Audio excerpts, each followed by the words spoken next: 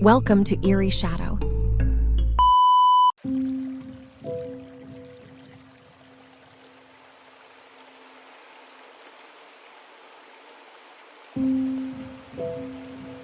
My name is Father Mateo Alonso. For 30 years I have heard the sins of this town. I have listened to men confess murder, women whisper betrayal, children weep their shame.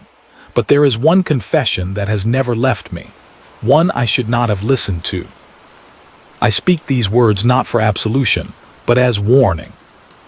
Because sometimes the dead still kneel at the booth, and sometimes their sins do not stay buried. I served at San Cristobal Parish, a centuries-old stone church built when the Spanish first anchored their galleons on these shores. Its walls were thick gray blocks quarried from the sea cliffs, and its roof tiles red as dried blood. By day it was alive, children chasing each other between pews, old women fingering their rosaries, young couples presenting their infants for baptism. By night it was a tomb. When the cicadas fell silent and the town's lamps guttered out, only the church remained awake. The smell of candle wax lingered in the air, the incense heavy in my lungs. The pews groaned when I walked past, though no one sat in them. My footsteps rang too loud, echoing like I was trespassing. My duty was to keep the doors open to all who sought confession. I took pride in it. Yet, in the deepest hours of night, it became a burden. Alone in that confessional booth, I often wondered if I carried too much of other people's sins. Their guilt seeped into me like water through stone. It was during one of those nights that she came. The scrape of the booth door was soft but unmistakable. I leaned forward, ready to greet the penitent. Silence. Then a whisper, fragile, almost drowned in static as though carried from far away. Father, forgive me, for I have sinned. Her voice raised goosebumps along my arms. I could not see her through the lattice, only a pale outline blurred by shadow. Go on, my child, I said. What she confessed chilled me. Not the details at first, those were broken, fragmented. She spoke of water, of a child, of hands that pushed when they should have held. Her words tangled in sobs, words half swallowed as though her lungs were full. And then the smell, not incense, not wax, brine, wet earth, a shoreline stench creeping through the wood. I shifted uneasily. When was your last confession? She whispered, I do not remember. I gave her penance. She thanked me with a sob that seemed to drip, drip, drip against the wooden floorboards, though when I looked down, the booth was dry. By the time I opened the door to dismiss her, the seat opposite was empty. She returned the next night. And the next.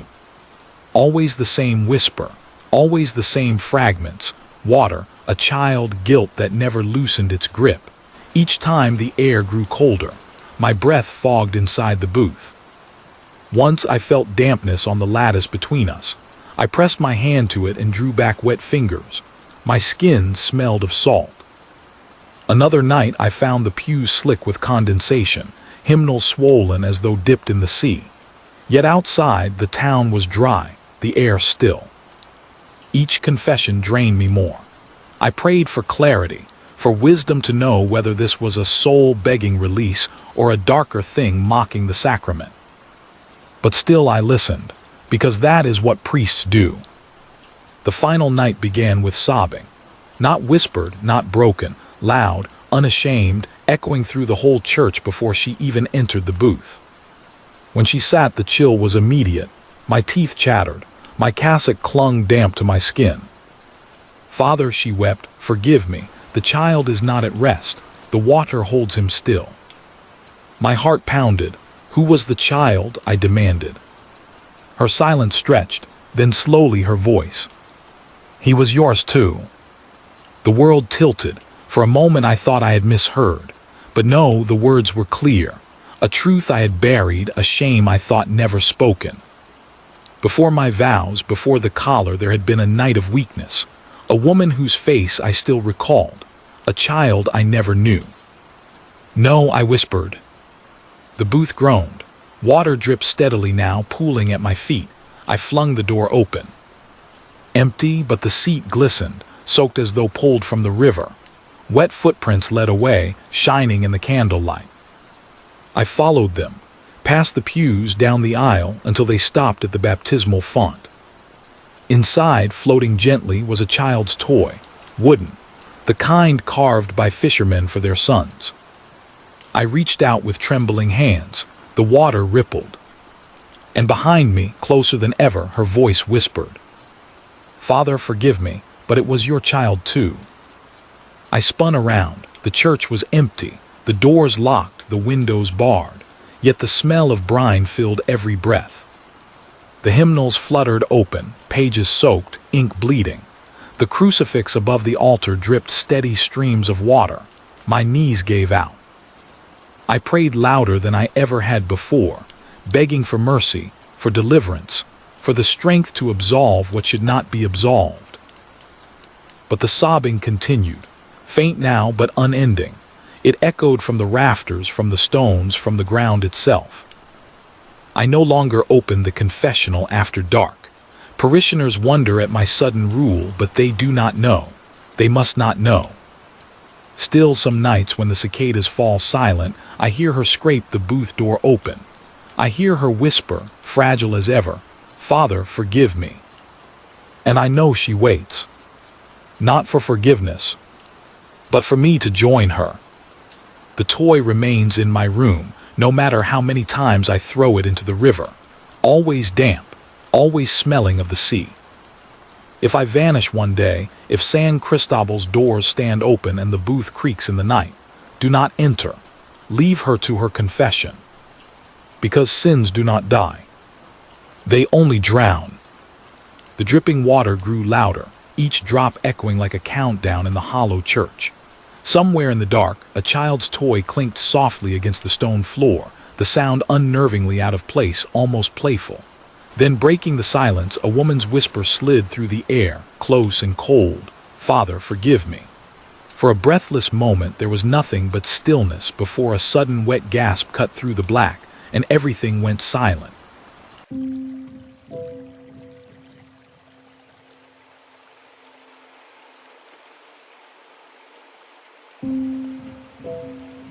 If you've ever lost someone, you know grief doesn't fade, it waits, heavy in the corners of your life.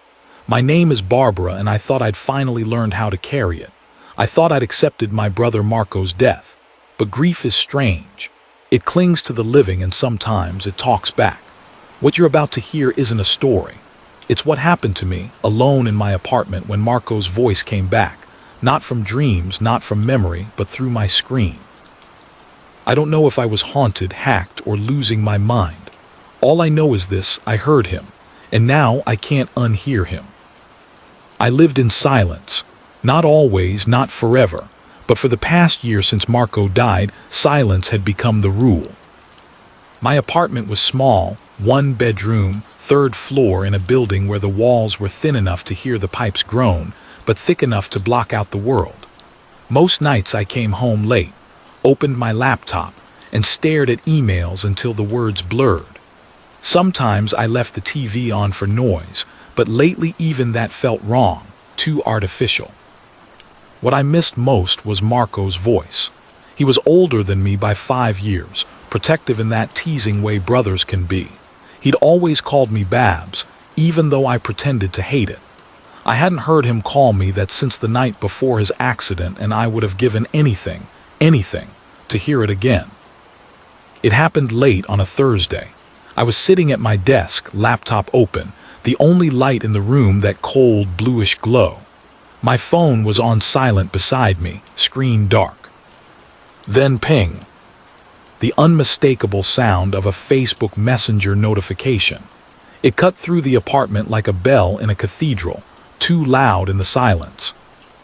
I frowned, the screen lit, and there it was: Marco DeSantis sent you a message. I couldn't breathe. His profile picture stared at me, smiling, frozen forever at 29, hair windblown at the beach. He'd been gone a year. I'd never deleted his account. I couldn't, but I never expected it to move. The message was short, just 2 words: "Hi, Babs." I told myself it was a scam. Someone hacked his account. It happened all the time. I even opened Google, fingers shaking, to type Facebook account hacked after death. There were articles, forums, other people who'd seen the same thing. I tried to laugh it off, closed the laptop, left the room. But the echo of that notification still rang in my ears. And when I picked up my phone an hour later, the typing bubble was still there. 3 dots pulsing, waiting. Someone or something was still on the other side. I called my best friend, Lena. She'd known Marco too, had been at the funeral, had held me when I broke down. When I told her about the message, she was quiet for a long time. Then, "Barb, don't answer, it's not him. You know it's not." But what if, my throat closed up, what if it's something he left behind, a message he scheduled? People do that. Not a year later, "Please, promise me you won't answer." I promised, hung up. Then I went back to my desk, opened the laptop. The typing bubble was still there. I couldn't help it, I typed back. "Who is this?" The dots stopped, then the reply came instantly. "It's me, don't be scared." My heart slammed so hard I thought I'd faint. My fingers hovered useless over the keys. I wanted to believe. I needed to believe. Finally I typed, "Marco's dead." The reply, "I know, but I'm still here." That night I didn't sleep. We talked, or I read mostly.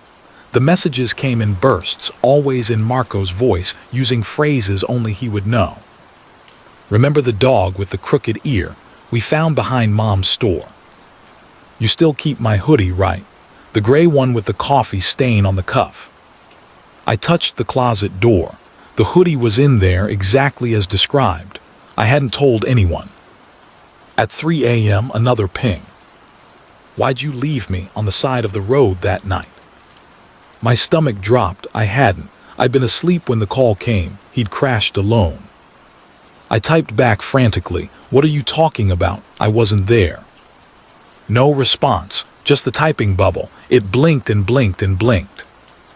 Days blurred. I stopped answering work emails. I stopped answering Lena's calls. The laptop stayed open, Facebook Messenger glowing like an altar. Sometimes the messages came in the afternoon, sometimes only at night. Always personal, always sharp. The hum of the laptop filled the silence. I began hearing phantom pings, phantom vibrations from my phone. One night I noticed something new. His profile picture, unchanged since before his death, seemed sharper, like the pixels had been refreshed. I clicked on it. For a second I swore his smile twitched. The worst message came on a Sunday night. "Babs, you didn't see me at the crash, did you?" My throat closed. I typed, "Marco, stop, please stop." The typing bubble returned. Longer this time, endless. My eyes watered staring at it. Finally, the words appeared. I wasn't alone when I died. I slammed the laptop shut, stumbled back. The apartment seemed to shrink around me, shadows pressing in. But even with the computer closed, I heard it. Ping, a new message. I opened it again, hands trembling. The words glowed in the dark. "You left me." Tears blurred my vision. I whispered out loud as if he could hear me through the screen. "I didn't. I swear I didn't." The next message appeared instantly. "Then prove it, let me in." I stared at the blinking cursor in the chat box. My chest ached with longing. If there was even the smallest chance it was him, shouldn't I try? Shouldn't I answer? My fingers moved on their own. How? The reply came, "Just keep talking to me. Don't stop. Don't leave me alone again." For days I did exactly that. I kept the chat open, left the laptop on, barely slept. I answered every message, every strange, broken sentence. But the messages grew darker. "Your window is too dark.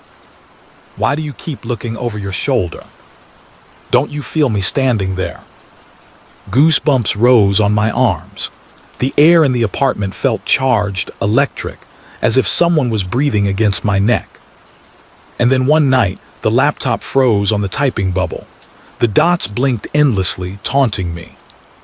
I whispered, "Marco, please." At last, the typing stopped. A single message appeared. "I'm outside." My phone buzzed on the desk, though I hadn't touched it. I looked up, heart hammering. The window above my desk was black, the city beyond swallowed in night. And in the reflection of the glass, I saw him, standing behind me. I don't remember what happened next. I think I screamed. I think I ran. But when I woke, the laptop was closed, the phone dark, the apartment silent. Sometimes I tell myself it was grief, hallucination, a breakdown. But some nights when everything's quiet, my phone vibrates once, just once. And when I check, there's no new message. Just Marco's profile waiting, that smile frozen in time. I can't delete it, I can't move on.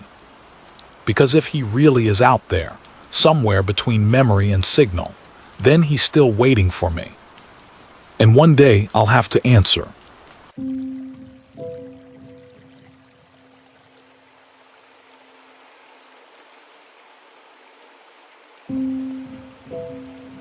My name is Steven. I was 19 when I started working nights at the supermarket off Route 7.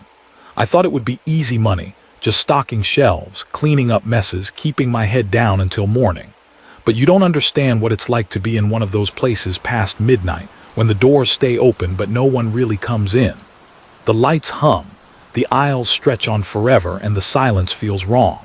People say supermarkets never sleep. I learned that was true, but not in the way you think. Most nights start the same. I drag myself in around 10:30, half asleep already, hoodie zipped up against the chill of the night air. The supermarket glows on the edge of town like a hospital, sterile, and too bright against the empty parking lot. I clock in, nod at whoever's leaving the evening shift, and grab my cart of boxes. The routine is mindless. Unload, shelve, repeat. The hum of the fluorescent light settles into my ears like static. I tell myself it's normal, just background noise. No customers after midnight, not really. Sometimes a trucker stops in, sometimes a drunk looking for snacks, but mostly it's just me, alone in the aisles. I tell myself it's better this way. Just work, no one watching, no one talking. But the longer I stay, the more I feel watched anyway. It starts with a sound. I'm stocking soup cans in aisle 6 when I hear it clatter. A single can rolls across the linoleum. I freeze, the shelf is already full, nothing should have fallen. The can wobbles to a stop against my shoe. I crouch, pick it up. My hands are shaking, though I don't want to admit why. I put it back on the shelf. The PA system crackles overhead, though no announcement follows. Just static, fading slow. And then the hum of the lights returns, louder somehow. I tell myself I'm tired. I've been working doubles all week, barely sleeping. Hallucinations happen. I finish the aisle fast, shove the cart to the next one. But as I turn the corner, I stop short. The aisle I just stocked, empty, every shelf bare. I blink, rub my eyes. When I look again, the shelves are full, neat, perfect. I laugh under my breath, too loud in the silence. I'm losing it, I whisper. And I keep working. At the register between aisles sits the old night manager, Carl. He never leaves his little office with the security monitors, but tonight, when I pass, he leans out. "You're hearing it, aren't you?" he asks. I stop. Hearing what? His eyes are bloodshot, shadowed. The store, don't listen too close, don't follow the sound. I wait for him to laugh, but he doesn't, just shuts the door. On the PA, the static crackles again. I try to ignore him, try to keep working. But the sounds grow worse. Plastic bags rustle when no one's near them. Footsteps shuffle a row away, always just behind me. I turn corners fast, but the aisles are empty. At one point I pass the produce section. The fruit looks too fresh, glossy under the lights. I lean closer. The apples smell sickly sweet, like rot just beneath the skin. I drop one back into the pile. The stack rearranges itself, perfectly neat again. And that's when I know something's wrong. The freezer is worst. I step inside to restock frozen dinners. The air hits me cold and stale, burning my lungs. Then I hear it whispers, too faint to make out, echoing from the metal walls. I shove boxes into place, trying not to listen. The voices grow louder, overlapping, like a dozen people murmuring all at once. I bolt for the door. When I turn back for half a second, I see shadows moving between the racks. Not reflections, not tricks of light, shapes stalking shelves moving in unison. And then the door swings shut. I don't remember opening it. By 3 a.m., I can't take it anymore. I wheel my cart to the security office. Carl is gone. His chair is empty, monitors glowing. On the screens, I see the aisles, rows stretching farther than they should, shadows flitting between shelves. I lean closer. One figure looks almost like me. Same hoodie, same cart. But I'm here, watching. The PA crackles, a voice distorted, restock, always restock. I run. Through the aisles, cart abandoned. The shelves seem longer now, repeating. I sprint past cereal, past chips, past soda, but the rows don't end. The lights flicker overhead, buzz growing into a roar. Behind me, footsteps multiply, dozens, hundreds. I don't look back. I turn a corner and slam into a wall. Not an aisle, just white plaster where there shouldn't be one. The store is shifting, and I'm trapped inside. I press my back to the wall, panting. The footsteps stop. Silence stretches, thick and heavy. Then a can rolls across the floor, bumping my shoe. I bend slowly, pick it up. The label is blank, just white paper. I stare at it, heart hammering. And I understand, the store doesn't want customers. It wants stock. It wants workers. It wants me. I fight it. I race back to the office, slam the door shut, stare at the monitors. On the screen, I see myself again, stocking shelves, moving mechanical, eyes blank. I scream at the image, bang the desk. The figure doesn't stop, doesn't even hesitate. The PA crackles overhead, restock complete. I look down. A box of cereal sits in my hands. I don't remember picking it up. My fingers grip tight, knuckles white. On the monitors, my other self turns its head, staring straight at the camera, straight at me. And then it smiles. I don't remember leaving the office. All I know is I'm back in the aisles, cart before me, boxes stacked high. The lights hum, the shelves stretch on. The store is quiet except for the shuffle of my own footsteps. Or maybe not mine. I'm not sure anymore. But the work goes on, always restocking, always filling. The PA crackles one last time, voice smooth and final. Welcome to the midnight aisle.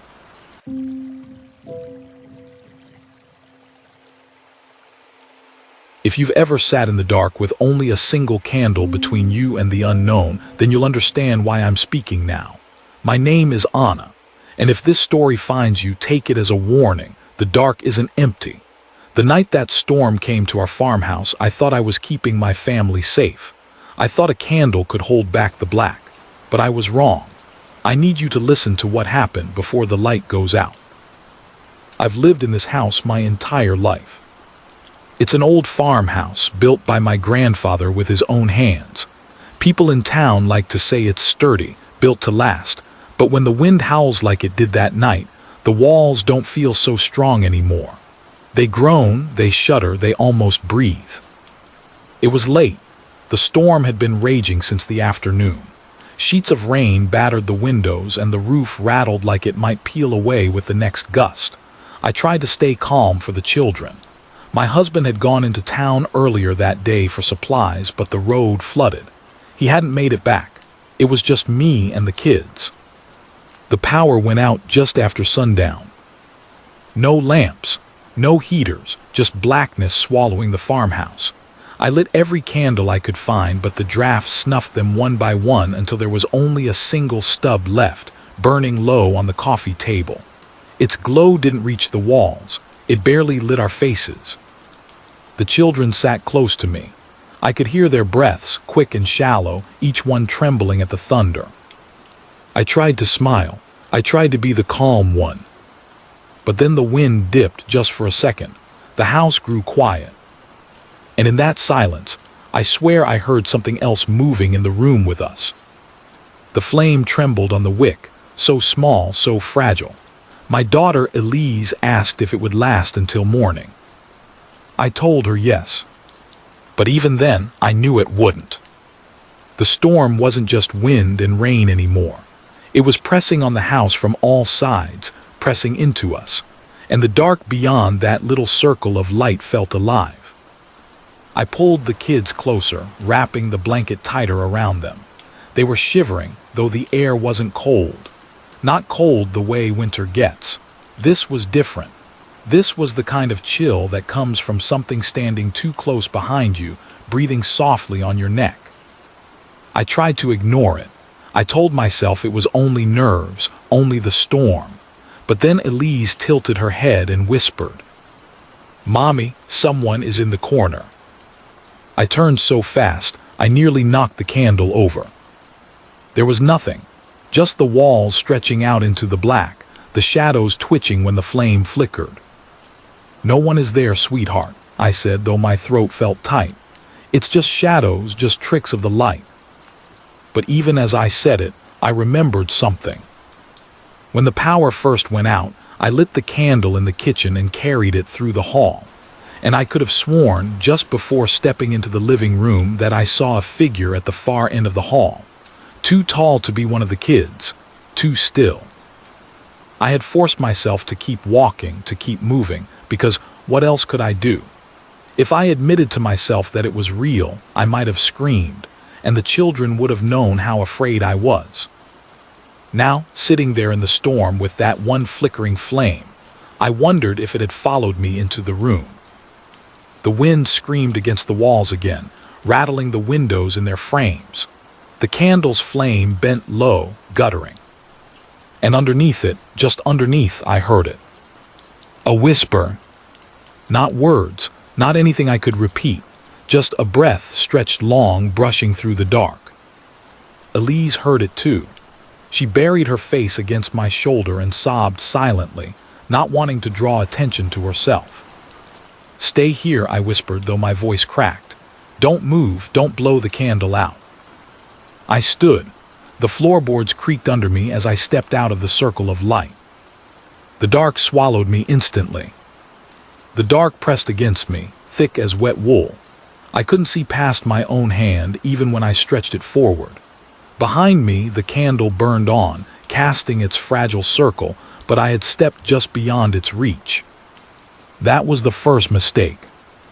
The second was listening. Because the whispering wasn't just sound.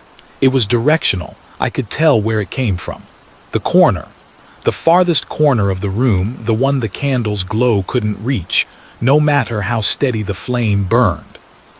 The boards shifted, slow, one after the other, like someone stepping out, dragging their foot across the wood. "Anna." My name.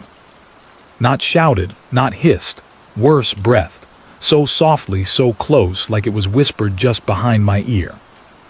I spun around so fast I lost my balance. My shoulders slammed into the wall. The whole room seemed to lurch with me, shadows stretching, shrinking, like they were alive.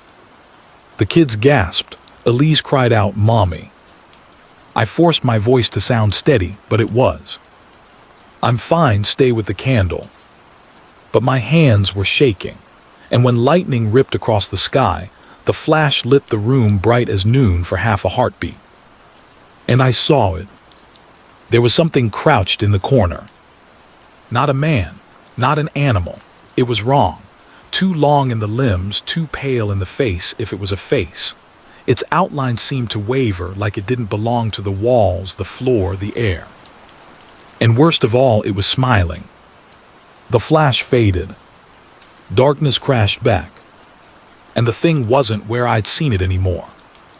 I stumbled back into the candle's glow, almost knocking it over. The children clung to me. I thought of blowing it out myself. Some insane part of me believed if the dark took everything at once, if there were no light to mark us, maybe it wouldn't see us. Maybe it would pass us by. But then another voice, quieter inside me, said, "The candle is the only thing keeping it back." So I crouched low, kept my hand around the base of the candle like I could protect it, like I could protect them. The wax burned down, dripped over my fingers, stinging hot, but I didn't move. The whispers returned, closer now. And this time, Elise wasn't the only one who heard them. My youngest, Nathan, tilted his head toward the black and whispered, "They're telling me to blow it out." Nathan's words cut through me like ice water. I gripped his small wrist so tight he winced. "No," I whispered, more desperate than I meant to sound. "Don't listen. Do you understand me? Don't listen." But his eyes weren't on me. They were on the black corner where the whispers seeped out, wide, glazed, like something was pulling him, tugging his mind right out of his body. Another flash of lightning exploded through the window. For a split second, the room was alive again, chairs, table, the framed photos of our family lining the wall, but every one of those frames had faces blurred, smeared like melting paint.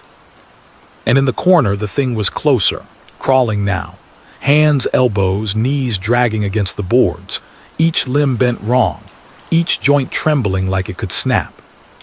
The light vanished. Thunder cracked so loud the glass in the window rattled. Elise screamed. I pulled both children against me. The three of us huddled around the stub of wax like it was the last star in the universe. But the candle was dying. I could see it, feel it. The flame no bigger than a pinhead. Every time the wind pushed through the cracks, it bowed lower, sputtered, recovered but weaker. The whispers grew clearer.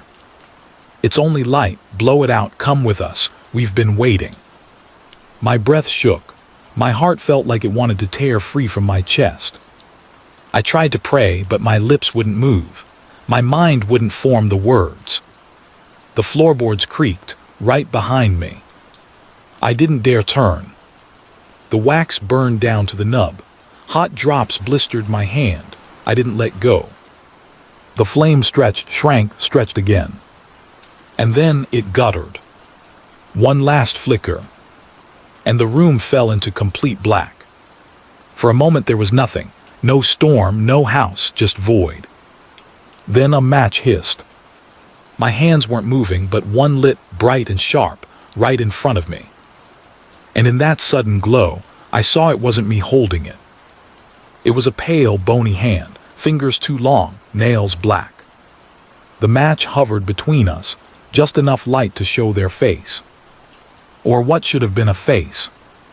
Hollow, like skin stretched over nothing, eyes like pits, a smile too wide, splitting ear to ear. And behind it, the chairs were empty. No Elise, no Nathan. Just deep, wet indentations in the cushions. Like something else had been sitting there the entire time. The match burned down. I felt the heat against my skin.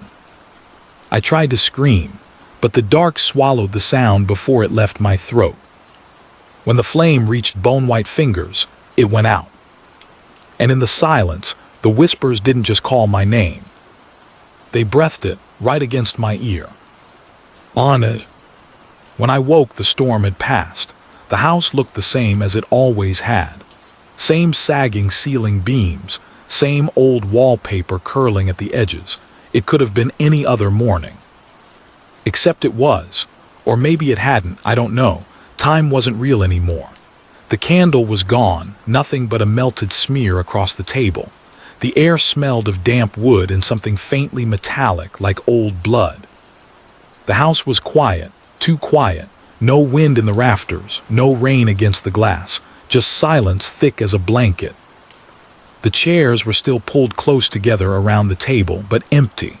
The candle had burned itself down to a lump, a smear of wax hardened against the wood. My husband's mug was still there, half full of cold coffee. The kids' blankets lay crumpled on the floor where they'd huddled together. But the house was silent. I called their names until my voice cracked.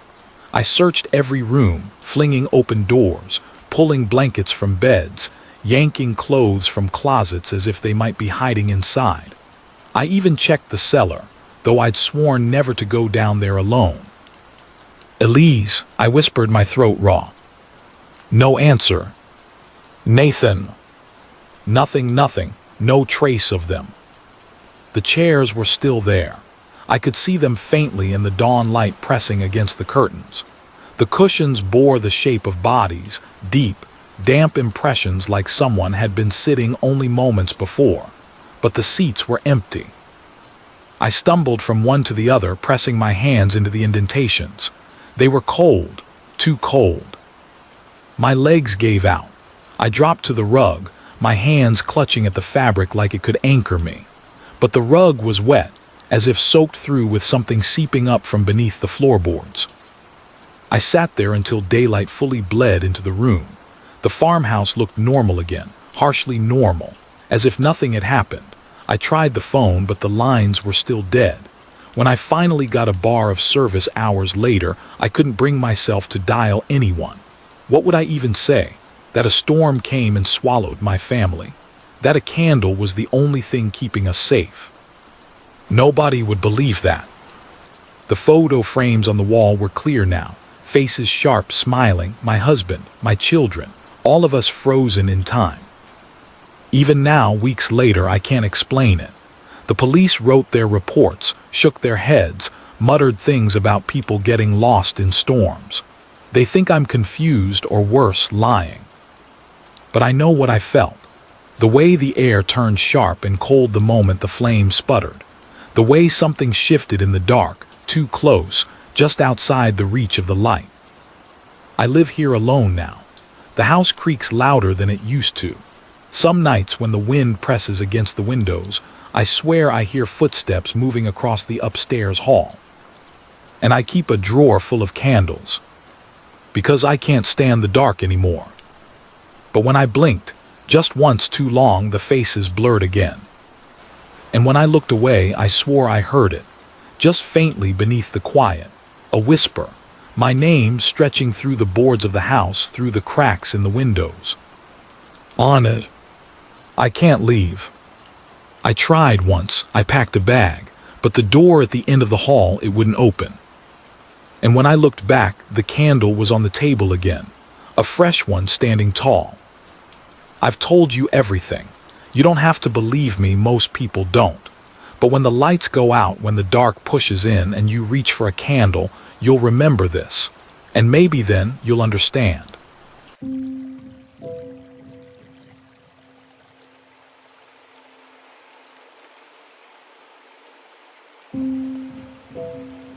Forgive me, Lord, for what I am about to confess. My name is Father Gabriel Ruiz.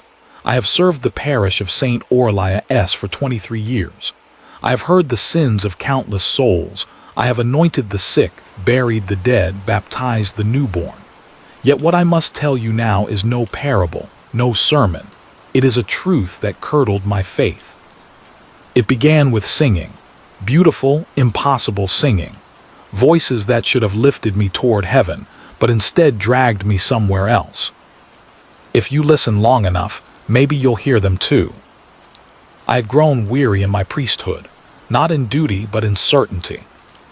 Faith had once burned in me like a candle flame, bright and defiant against every wind. But after years of empty pews, dwindling parishioners, and prayers that seemed to echo into nothing, I began to wonder, was anyone listening? St. Audiobook's church was older than the town itself. Built in 1783, its walls were thick limestone, its roof beams blackened oak. At night, after Vespers, it became a cavern of shadows. Candles burned low, incense clung to the rafters, and dust lay thick over hymnals untouched for years. The acoustics magnified every creak of wood, every sigh of wind through stained glass. My duties kept me there late. Paperwork, homily notes, the endless little chores of a pastor tending a flock that no longer came. It was on one of those nights when the town had gone still that I heard them. The voices. At first faint, a distant harmony as though carried on the draft that curled through the sanctuary. I thought perhaps someone had left a radio on, but no, it was choral, layered, ethereal. A choir singing in the dead of night. The first night I sat in my chair by the altar and simply listened. The melody rose and fell, neither Latin nor English but something older, syllables like breath made into sound. It filled me with awe, and for a moment I thought, a miracle. But miracles are not cold. And the draft that wound through the pews, as I listened, bit into my bones. I told myself it was memory, that I missed the choirs of my youth, the packed pews on Easter morning, loneliness perhaps conjuring phantoms of sound. Yet the next night it returned, stronger, closer. As I walked between the pews, I swore I felt someone pass me, an unseen shoulder brushing mine, a breeze that smelled of damp stone and incense. My rosary rattled against my chest though I had not moved. The hymnals disturbed me most. I left them stacked neatly. But on the third night I found one open on the lectern, pages fluttering though no window was ajar. It had opened to an unfamiliar song, blank staves filled with notes in a hand not my own. Each night the choir swelled louder. My own footsteps echoed double, as if I were not alone. Shadows lengthened in unnatural directions. Once, as I knelt to pray, I heard the unmistakable rustle of robes, the shuffle of feet rising from pews that were empty. "Who sings here?" I called. My voice cracked like a boy's. The sound rushed up into the rafters and was swallowed. The choir answered with silence. It was the seventh night when I gave in to my fear and my fascination. The singing began at midnight. I had prepared candles around the altar, the only light in the sanctuary. Their flames bent and wavered, as though drawn by some unseen breath. I followed the voices down the central aisle. My cassock brushed against the pews, and each one seemed colder than the last. My fingers trailed along the wood, frozen, as if carved from ice. The song grew clearer. I could hear distinct parts, soprano, alto, tenor, bass, blending in perfect, inhuman harmony. The words were still unknown, yet my tongue tingled as though I almost understood. Then I heard it. A hum beneath my feet, the floorboards quivering in resonance like the pipes of an organ played by invisible hands. I froze, looked down. The voices were not around me, not above nor behind. They were rising from beneath. I fell to my knees, pressed my ear to the wood. The hymn swelled, vibrating through the very bones of the church. For an instant I imagined hundreds, no, thousands singing from catacombs below, their voices a tide pressing upward. And then the hymnal on the lectern slammed shut. I rushed forward. My breath came ragged, every candle guttering as though chased by unseen wind. With shaking hands I opened the book again. The page bore a title in fresh black ink.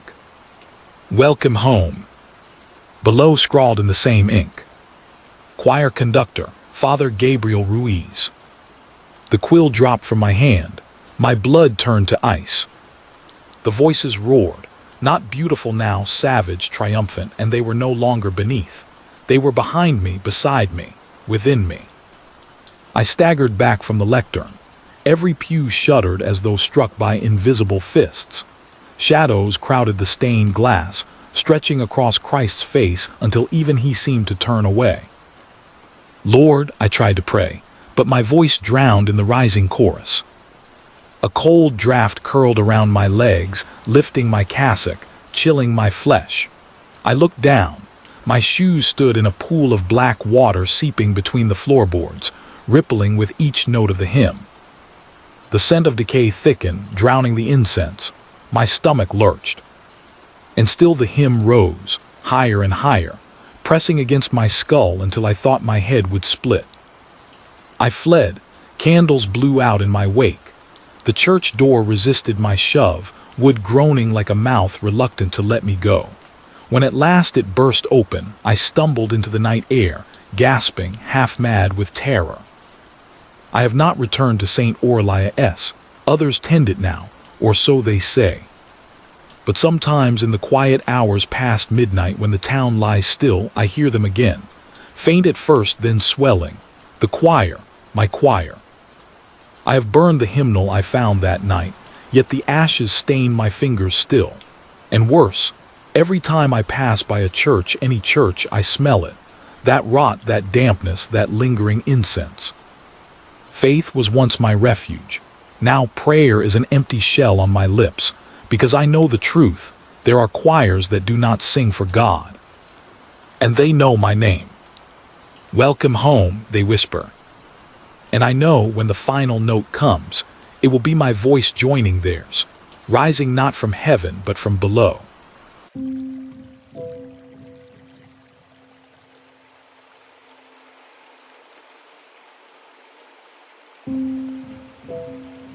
If you've ever walked the halls of a hospital at night, you know the silence feels wrong, too empty, too heavy, like the walls themselves are waiting for something. I was a nurse.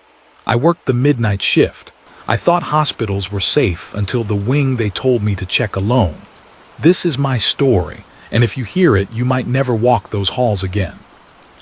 My name is Evelyn Carter, registered nurse, night shift.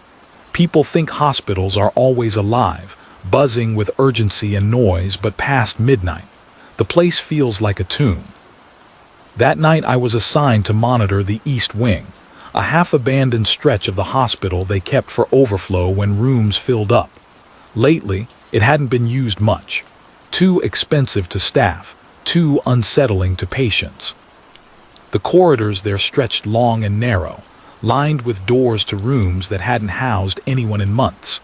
The air smelled of antiseptic so sharp it burned the nose, but underneath lingered something damp, metallic, almost like blood left too long in the air. Fluorescent lights buzzed above me, flickering in sickly intervals. Every time one blinked out, shadows swallowed the hallway. Wheelchairs sat in the corners, gurneys shoved against walls, casting distorted silhouettes that reached across the floor. I kept telling myself it was fine. Hospitals at night are creepy, sure, but I was a professional, rational, science-minded. Still, when I heard the first groan echo down the empty hall, my heart skipped. It was faint, muffled, could have been pipes, could have been air in the vents. I forced a laugh to myself, checked my clipboard, and kept walking. But when the groan came again, low, drawn out like someone straining to breathe, I stopped.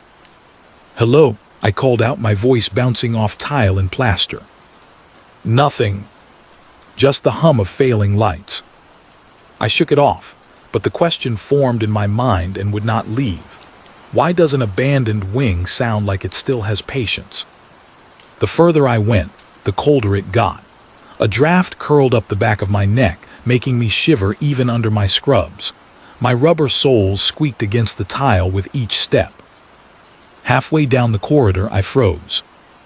A wheelchair, empty, was rolling slowly across the hall. No one pushed it, no incline to guide it. It just moved, gliding silently until it bumped against the opposite wall. My clipboard dug into my fingers. I'd gripped it like a shield without realizing. "This building shifts," I whispered to myself. "Air currents, drafts, that's all." But when I stepped forward, the overhead light flickered violently. For a split second, the patient rooms lining the hall weren't empty. I saw shapes inside, figures sitting upright in beds, their faces turned toward me. The light steadied. The rooms were bare. I pressed forward, faster now. Every squeak of my shoes seemed deafening, every breath too loud. Then came the metallic clang, a sharp, echoing sound from somewhere deeper in the dark, like a gurney crashing into a wall. I jumped, nearly dropped my clipboard. Rational brain, old equipment shifting. Other part of me, you're not alone here. I forced myself on, one door at a time. I peeked into each room, beds stripped, monitors unplugged, shadows stretching long. The smell of bleach mixed with something faintly sweet, cloying, like rotting fruit. Then I saw it. At the far end of the corridor, a shadow, tall, human-shaped, perfectly still. I blinked, it didn't move. But when the overhead bulb flickered again, the shadow remained exactly the same, unshaken by the light. Wrong. "Hello?" I tried, my voice trembling. No response. Just the slow squeak of wheels. Another wheelchair rolled out of a side room, turning toward me on its own. That's when I remembered something an old nurse had told me on my first shift years ago. Don't ever get stuck alone in a dead wing. The walls remember. The patients don't always leave. At the time, I laughed it off, but now I wasn't laughing. I turned to go back. The corridor behind me was empty, too empty. The lights buzzed, flickered again. And then faint through the vents above, I heard it, a chorus of low groans, not one patient, dozens. By the time I reached the nurse's station, I was shaking. I tried to radio for maintenance. Static. Tried my cell, no signal. The board said the breaker box was at the very end of the east wing, right where that unmoving shadow waited. I didn't want to go. Every nerve screamed not to. But the corridor lights were dying fast, plunging the wing into near-total darkness. If I didn't restore power, I'd be stuck blind in that hallway. So I forced my legs forward. As I walked, the sounds grew worse. The squeak of invisible wheels moving just out of sight, the metallic clatter of beds shifting, and faint but clear, the sound of whispers. Not words I could understand, just murmuring, layered, too many voices at once. When I passed one of the rooms, I glanced inside. The bed was upright now, and there was weight in it, a shape beneath the sheets. I stumbled back, my breath caught in my throat. The light above me flickered again, plunging the room into shadow. When it returned, the bed was empty. I reached the end of the hall, where the breaker box sat in a recessed alcove. My hand shook as I reached for it. Behind me, the groaning grew louder. The squeak of wheels approached. I flicked the switch. The lights blazed back to life. And the hallway was full. Both sides lined with wheelchairs, patients sitting upright, silent, staring at me. Their eyes were blank, dead. Their skin pale, stretched too tight. Dozens of them, all facing me as though they'd been waiting. My heart pounded so hard I nearly fainted. Then the lights flickered, once, twice. And when they steadied again, the wheelchairs were empty. Except one. Directly behind me. I felt the cold draft brush my neck. I didn't want to turn, didn't want to see. But I did. The chair sat inches away, its seat occupied by something slumped forward, head hanging, arms limp. Slowly, its chin lifted, eyes rolled open, black, endless pits. It smiled. I dropped my clipboard. The lights cut out. The last sound I heard was the squeak of wheels, rolling closer.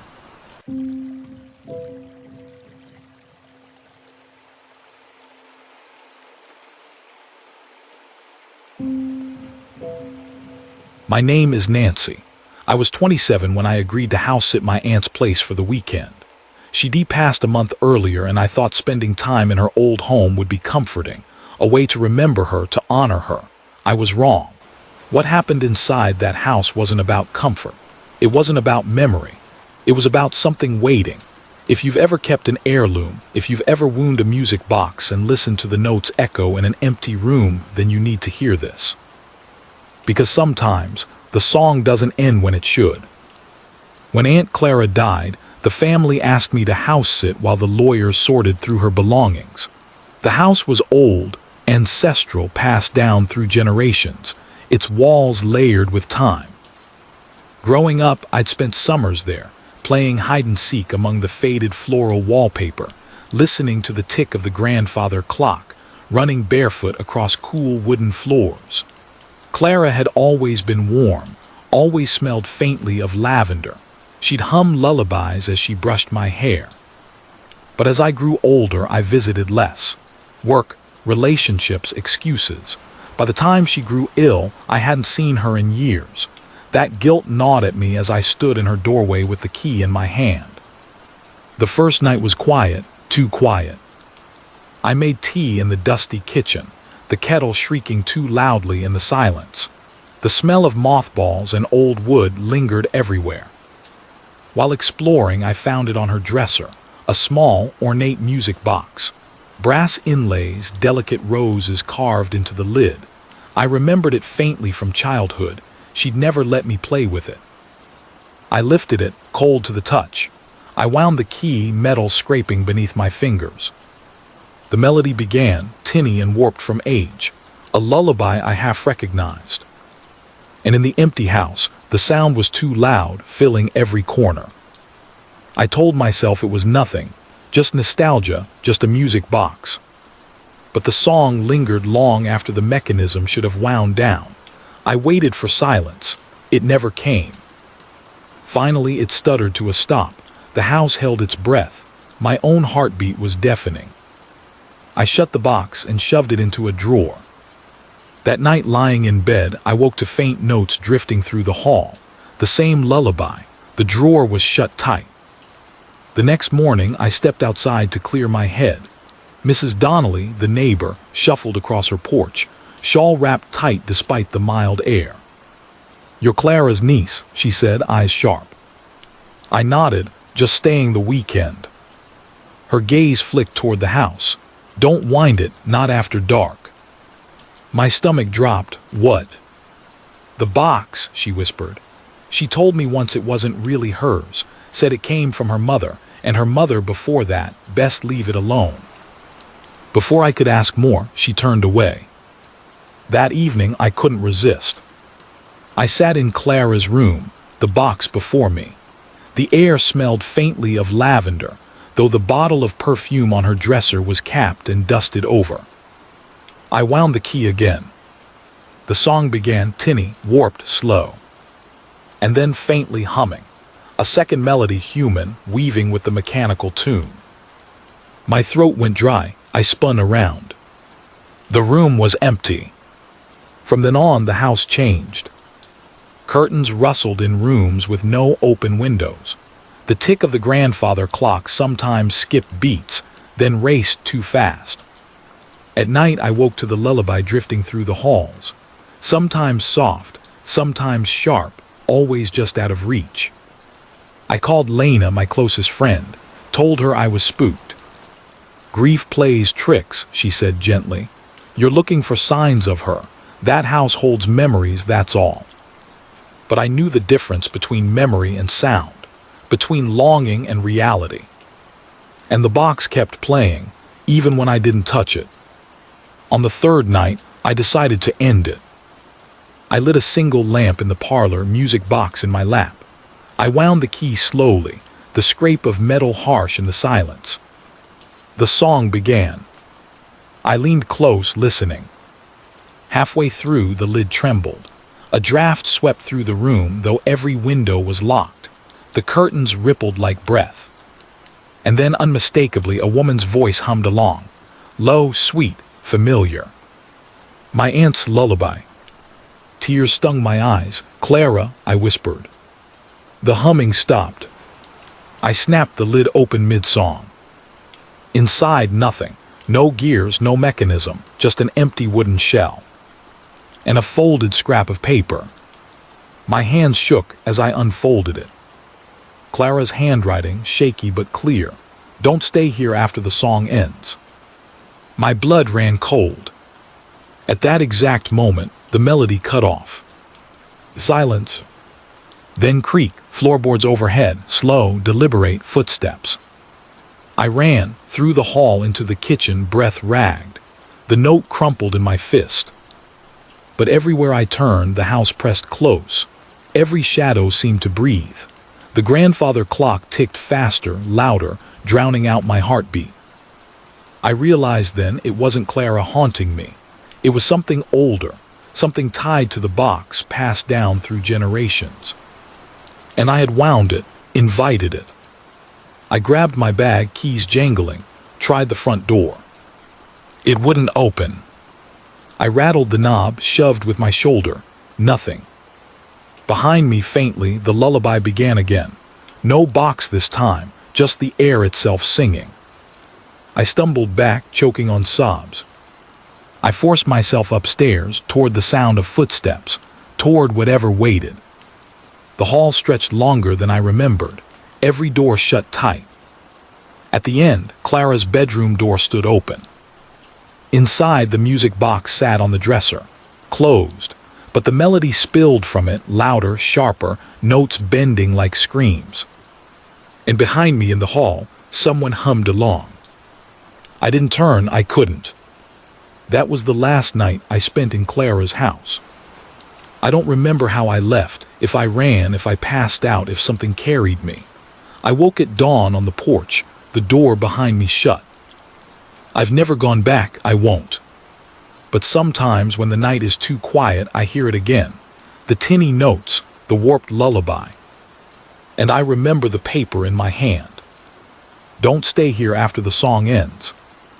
If you ever inherit something, a box, a clock, a keepsake, be careful before you touch it, before you wind it. Because not every song is meant to be heard.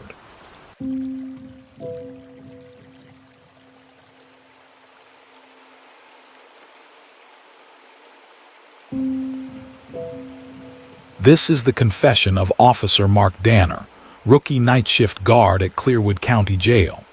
The events you're about to hear are not in any official report. They live only in these words, in my memory, and in the cold shadows of Cell 6.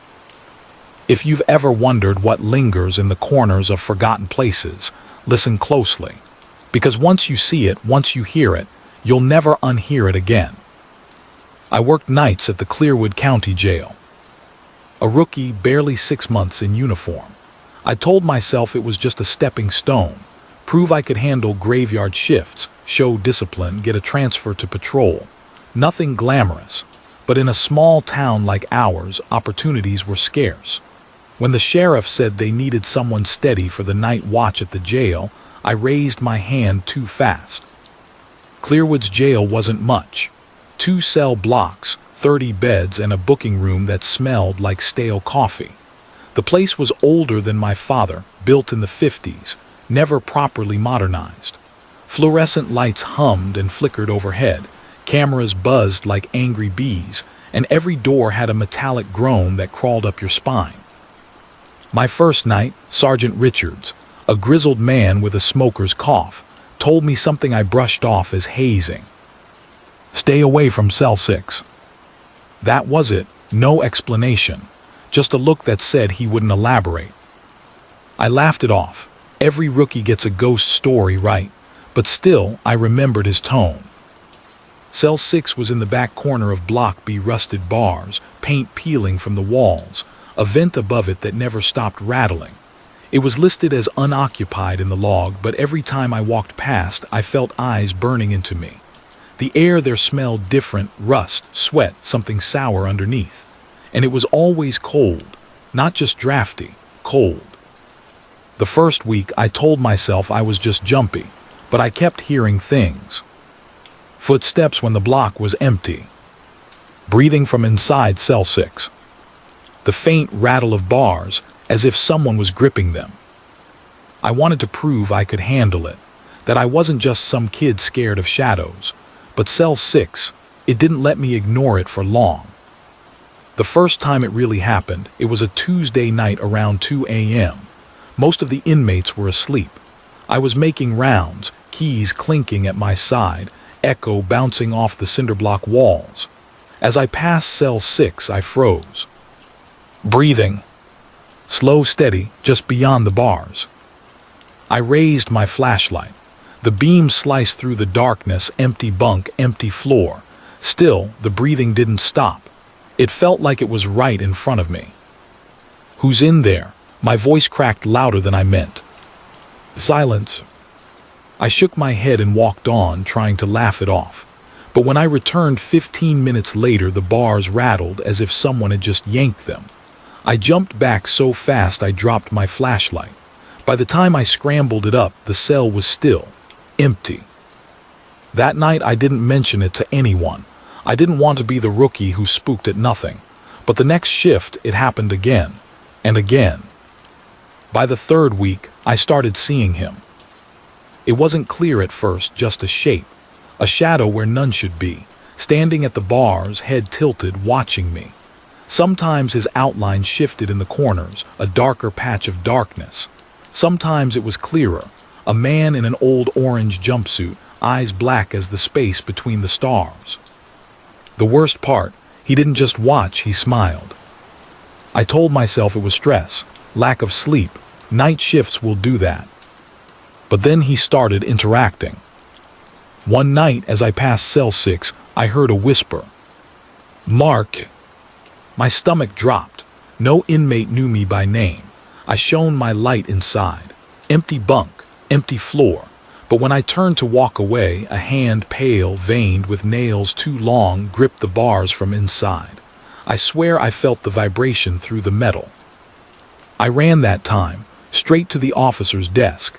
My partner on shift, Ramirez, asked what the hell was wrong. I told him I thought I'd seen someone in cell 6. He just smirked. "You're hearing the stories now, huh? Don't sweat it, everyone does." But he wouldn't say more. No one would. The following week it got worse.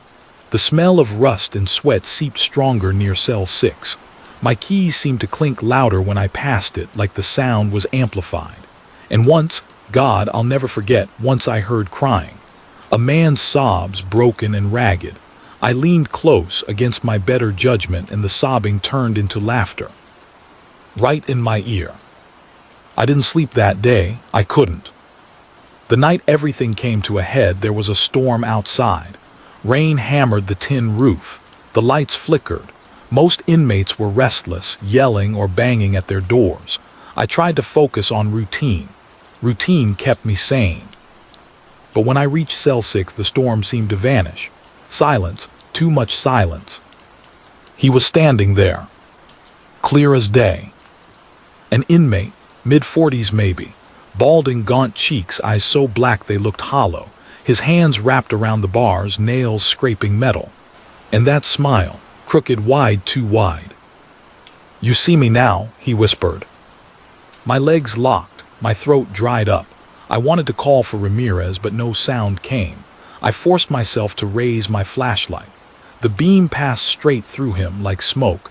He didn't fade, he didn't vanish, he just grinned wider.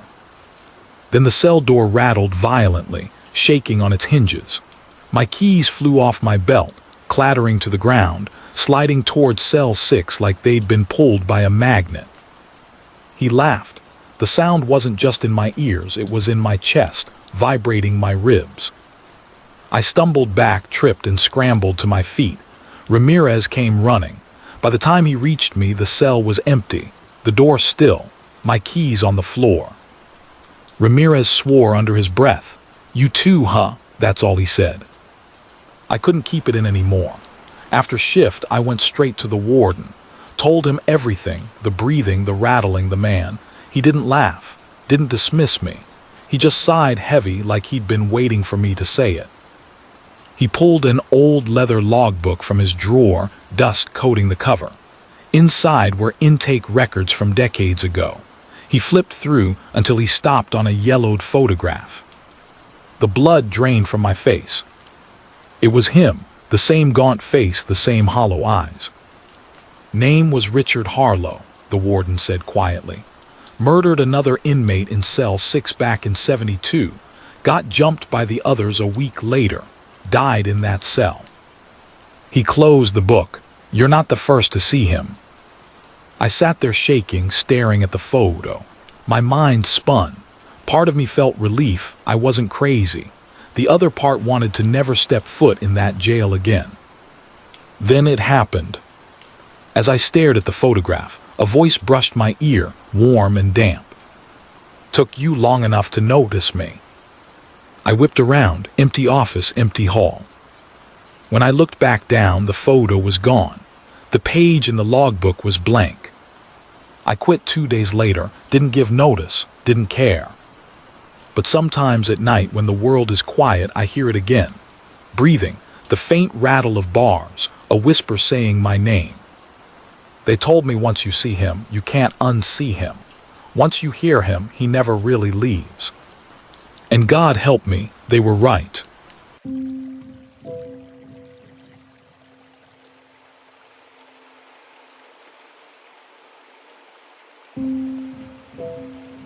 My name is Kimberly.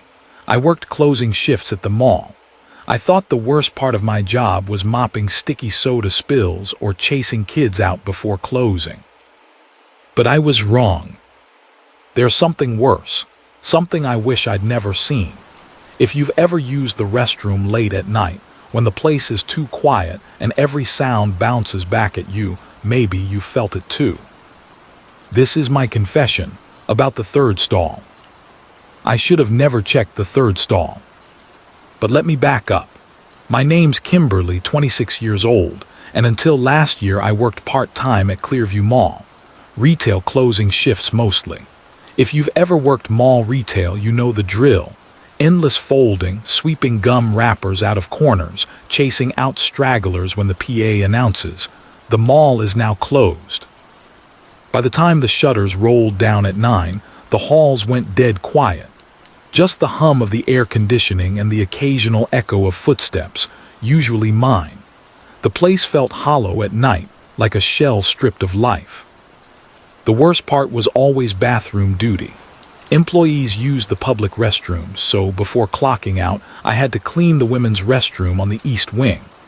Big tiled space, mirrors lined with streaks, fluorescent bulbs buzzing above. The smell was a cocktail of bleach, damp grout, and something sour that clung no matter how hard I scrubbed. There was one thing everyone who worked late knew: don't use the third stall. It was always locked, always. No matter how many times security claimed they checked. From the thin crack under the door, you'd see nothing, just shadow. Some girls joked a squatter lived there like a ghost tenant. Others said it was broken, welded shut, but I knew better. Sometimes I'd find wet footprints leading into that stall, never leading out. At first I ignored it. Who cares? But every shift, every time I dragged my mop bucket in, I'd glance at that door. And every shift I felt it staring back. The first time I heard something, it was past 10. I'd stayed late, waiting for my ride. Restroom lights buzzed, faucet dripping slow and steady. I was reapplying lipstick in the mirror when I caught it, a scrape.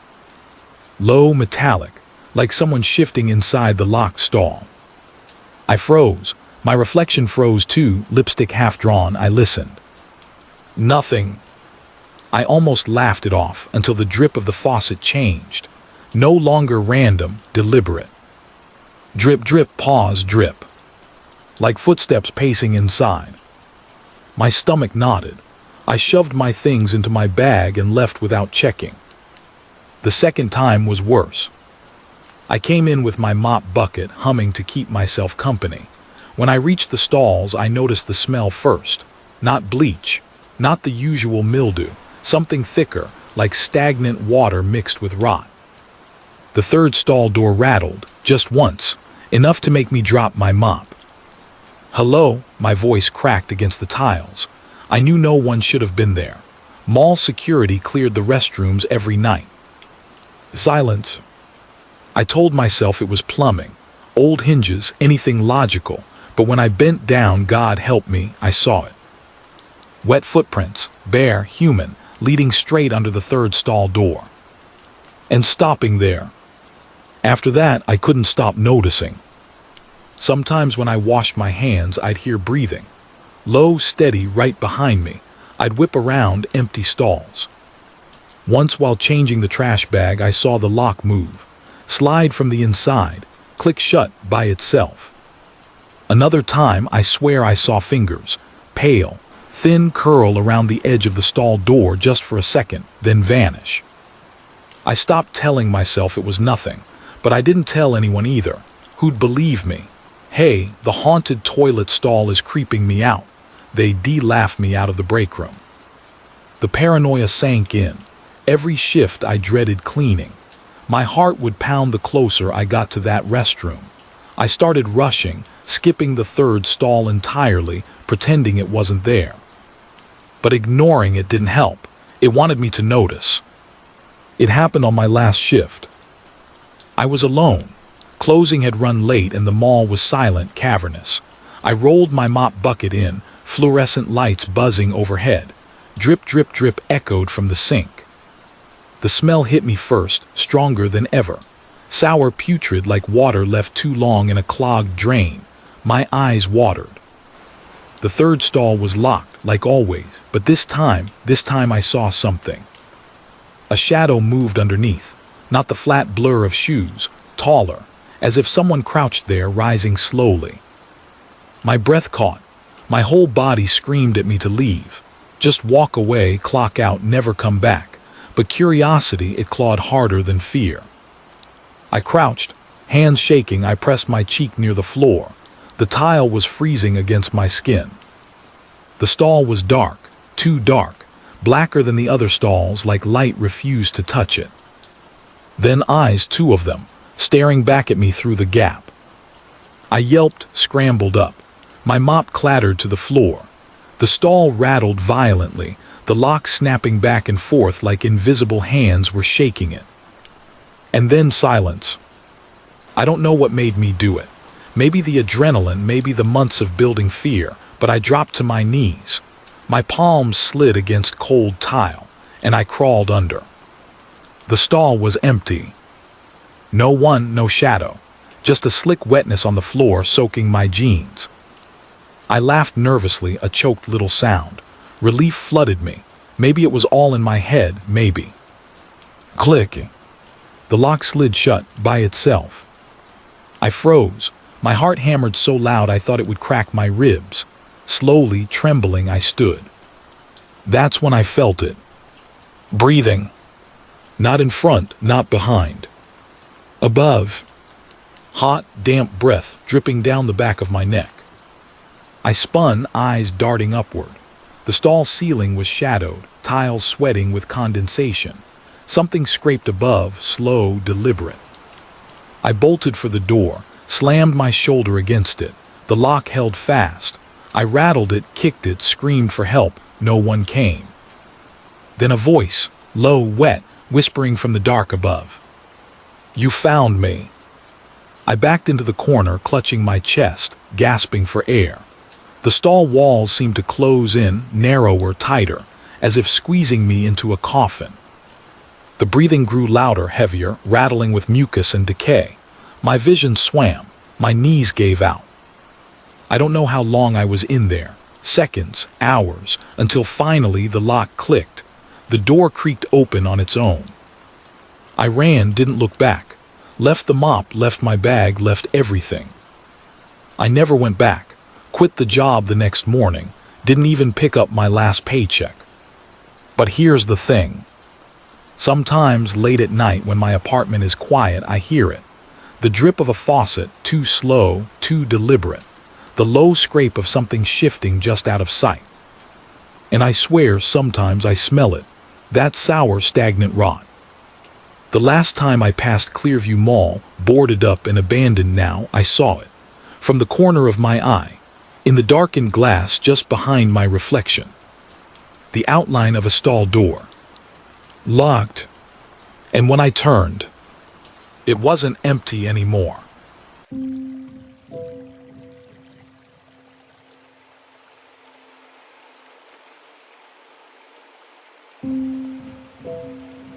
If you're listening to this, it's already too late. What follows isn't just a story, it's a confession. A record. My name is Daniel Price. I don't know if anyone will believe me, but I have to try. I've spent my life in hotels, airports, anonymous rooms where nothing follows you home. But one night off the highway in a nondescript hotel that looked like every other, I found something that was never meant to be read. A diary. And inside its pages was me. My life. My death. Every word already written before I turned the page. If you've ever stayed in a hotel, if you've ever thought you were alone in a room, you need to hear this. Because you're not. And once you know the truth, there's no leaving. I checked into more hotels than I could count. Marriott, Holiday Inn, nameless highway motels where the carpet still smelled of cigarettes from decades ago. They all blurred together after a while. Identical beige walls, forgettable artwork of sailboats or flowers, air conditioners that hummed like white noise machines. It was just another Tuesday. I'd landed late after a client dinner ran over, stomach heavy with bad steak and cheaper bourbon. The cab dropped me at a hotel just off I-75. From the outside it was boxy, 5 stories tall, with a neon sign buzzing faintly against the night. I barely looked up as I dragged my suitcase inside. The clerk handed me my key card without a word, and I wheeled my bag down a long, empty corridor. My shoes made a flat sound on the patterned carpet. The lights flickered, that weak fluorescent glow that made you look sickly in the reflection of the framed glass. Room 6B. The door clicked open after the third swipe. Inside, the room smelled faintly of industrial cleaner and something else underneath. Something sour that the lemon-scented spray couldn't quite cover. I'd smelled it before in other hotels. I told myself it was mildew. I tossed my bag on the chair, kicked off my shoes, and sat on the edge of the bed. The mattress creaked beneath my weight.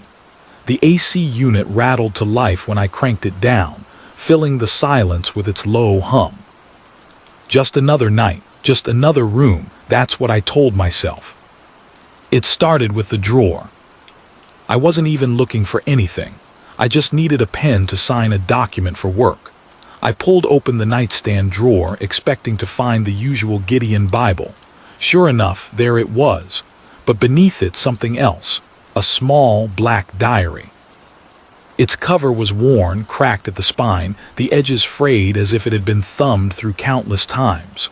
No title, no markings, just a plain book that looked like it didn't belong. I shouldn't have picked it up, I know that now. But curiosity always wins. I lifted it out and the smell hit me immediately. The musty, yellowing paper scent of something old, mixed with something metallic, almost like rust. When I flipped it open, I noticed 2 things. 1, the handwriting was jagged, frantic, written with uneven pressure that scratched into the page. 2, the first entry started with my name. Daniel Price checked in tonight. Room 6B alone, tired. He doesn't notice the smell yet. He doesn't notice the eyes. My stomach tightened. For a moment I actually laughed nervously, assuming it was some sick prank. Maybe left by housekeeping or some edgy guest before me. But the words were there, written long before I had opened that drawer. I closed it, shoved it back under the Bible, pretended it wasn't real. I told myself I was just exhausted. Jet lag, bourbon, long day. My brain was inventing patterns that weren't there. I brushed my teeth, left the TV on low for background noise, and crawled into bed. The sheets smelled faintly of bleach. I pulled them up to my chin and tried to sleep. But the hum of the AC wasn't steady. It had breaks, tiny pauses, and in those gaps I swore I heard something else. A faint shuffle in the hallway, the creak of a floorboard, the drag of something soft against the carpet. I told myself it was just other guests, thin walls, normal hotel life. Still, I didn't reach for the diary again. Not yet. At 2:14 a.m., I woke to the sound of pens scratching on paper. Slow, deliberate strokes, not outside, not in the hall, in the room. My heart stuttered. I turned my head toward the nightstand. The drawer was still shut, but I could hear it. That dry, rasping drag of ink across paper, like someone writing just inches away. My mouth went dry. I forced myself to get up, flicked the lamp on. Nothing. The sound stopped. I opened the drawer. The Bible was still there. The diary too. But when I picked it up again, a new entry had been added.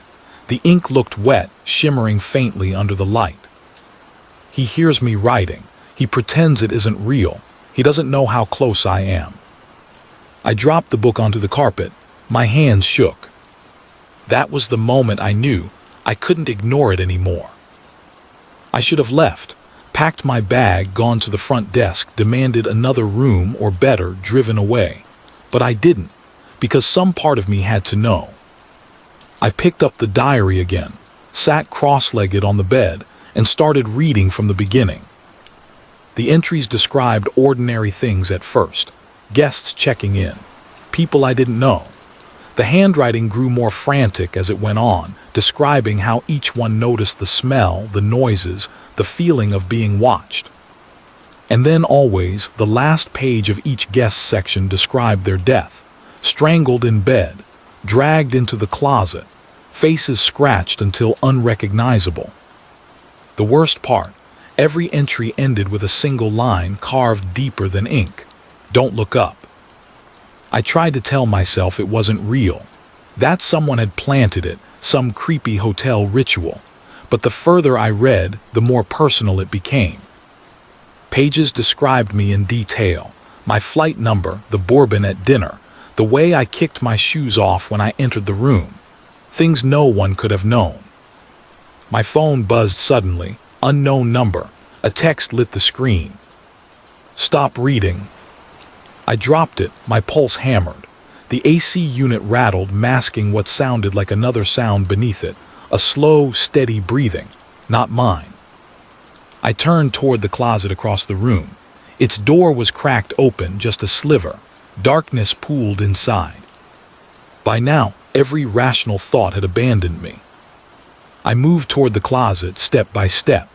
The air felt thicker, colder. My skin prickled like static electricity crawling along my arms. I reached out, hand trembling, and pushed the door open. Nothing, just hangers, empty shelf, the smell of dust. But when I turned back to the bed, the diary was open again. I hadn't touched it. The entry waiting for me read: "He thinks the closet is empty. He doesn't see me crouched low. He doesn't hear me breathing." That was when the mattress dipped, as if someone sat down beside me. The springs groaned under weight that wasn't mine. The air beside me pressed inward, heavy, warm, and close. I froze, couldn't breathe, couldn't move. The diary lay open in front of me, words forming on the page even as I stared. "Don't turn your head, don't breathe, don't look up." I wanted to scream, but nothing came out, only a strangled gasp. In the chaos, one thing became clear. The diary wasn't just recording, it was dictating, predicting, writing my every move. I realized then, if it could write my death, maybe I could write something else. Maybe I could take control. I grabbed the pen from the desk, scrawled on the last page with shaking hands: "Daniel Price leaves the hotel alive." The ink bled across the paper, the air in the room shifted. For a moment everything went still, silent. I thought maybe, just maybe, it had worked. I stuffed the diary into my bag, zipped it shut, and bolted for the door. The hallway was empty, lights buzzing overhead. My footsteps echoed too loud, too fast. I didn't wait for the elevator. I sprinted down 6 flights of stairs, burst into the lobby. The clerk at the desk didn't look up, didn't move at all, just stared blankly at a fixed point beyond me like I wasn't there. Outside, the night air was cold, sharp. I ran across the lot, fumbling for my rental car keys. But when I unlocked the door and dropped into the driver's seat, the diary was waiting for me, sitting on the passenger side, open. A fresh line written across the page: "He thinks he can leave. He thinks the story is his." I don't remember starting the engine. I don't remember driving. I only remember headlights, highway, miles disappearing beneath the tires. I pulled into a rest stop hours later. My hands ached from gripping the wheel. I forced myself to look at the diary again. One last page remained blank, my chance, my way out. I flipped it, pen poised, only to freeze. Because the final page wasn't blank anymore. It described me reading, right then, at that exact rest stop. It described my pen hovering over the page, useless. And then carved so deep the paper was torn through, the final line: "Don't look up." I didn't want to. God, I didn't. But human instinct is stronger than fear. I looked up, and in the rearview mirror I saw it, something crouched in the backseat, pale skin, hollow eyes smiling too wide. And it was holding a pen.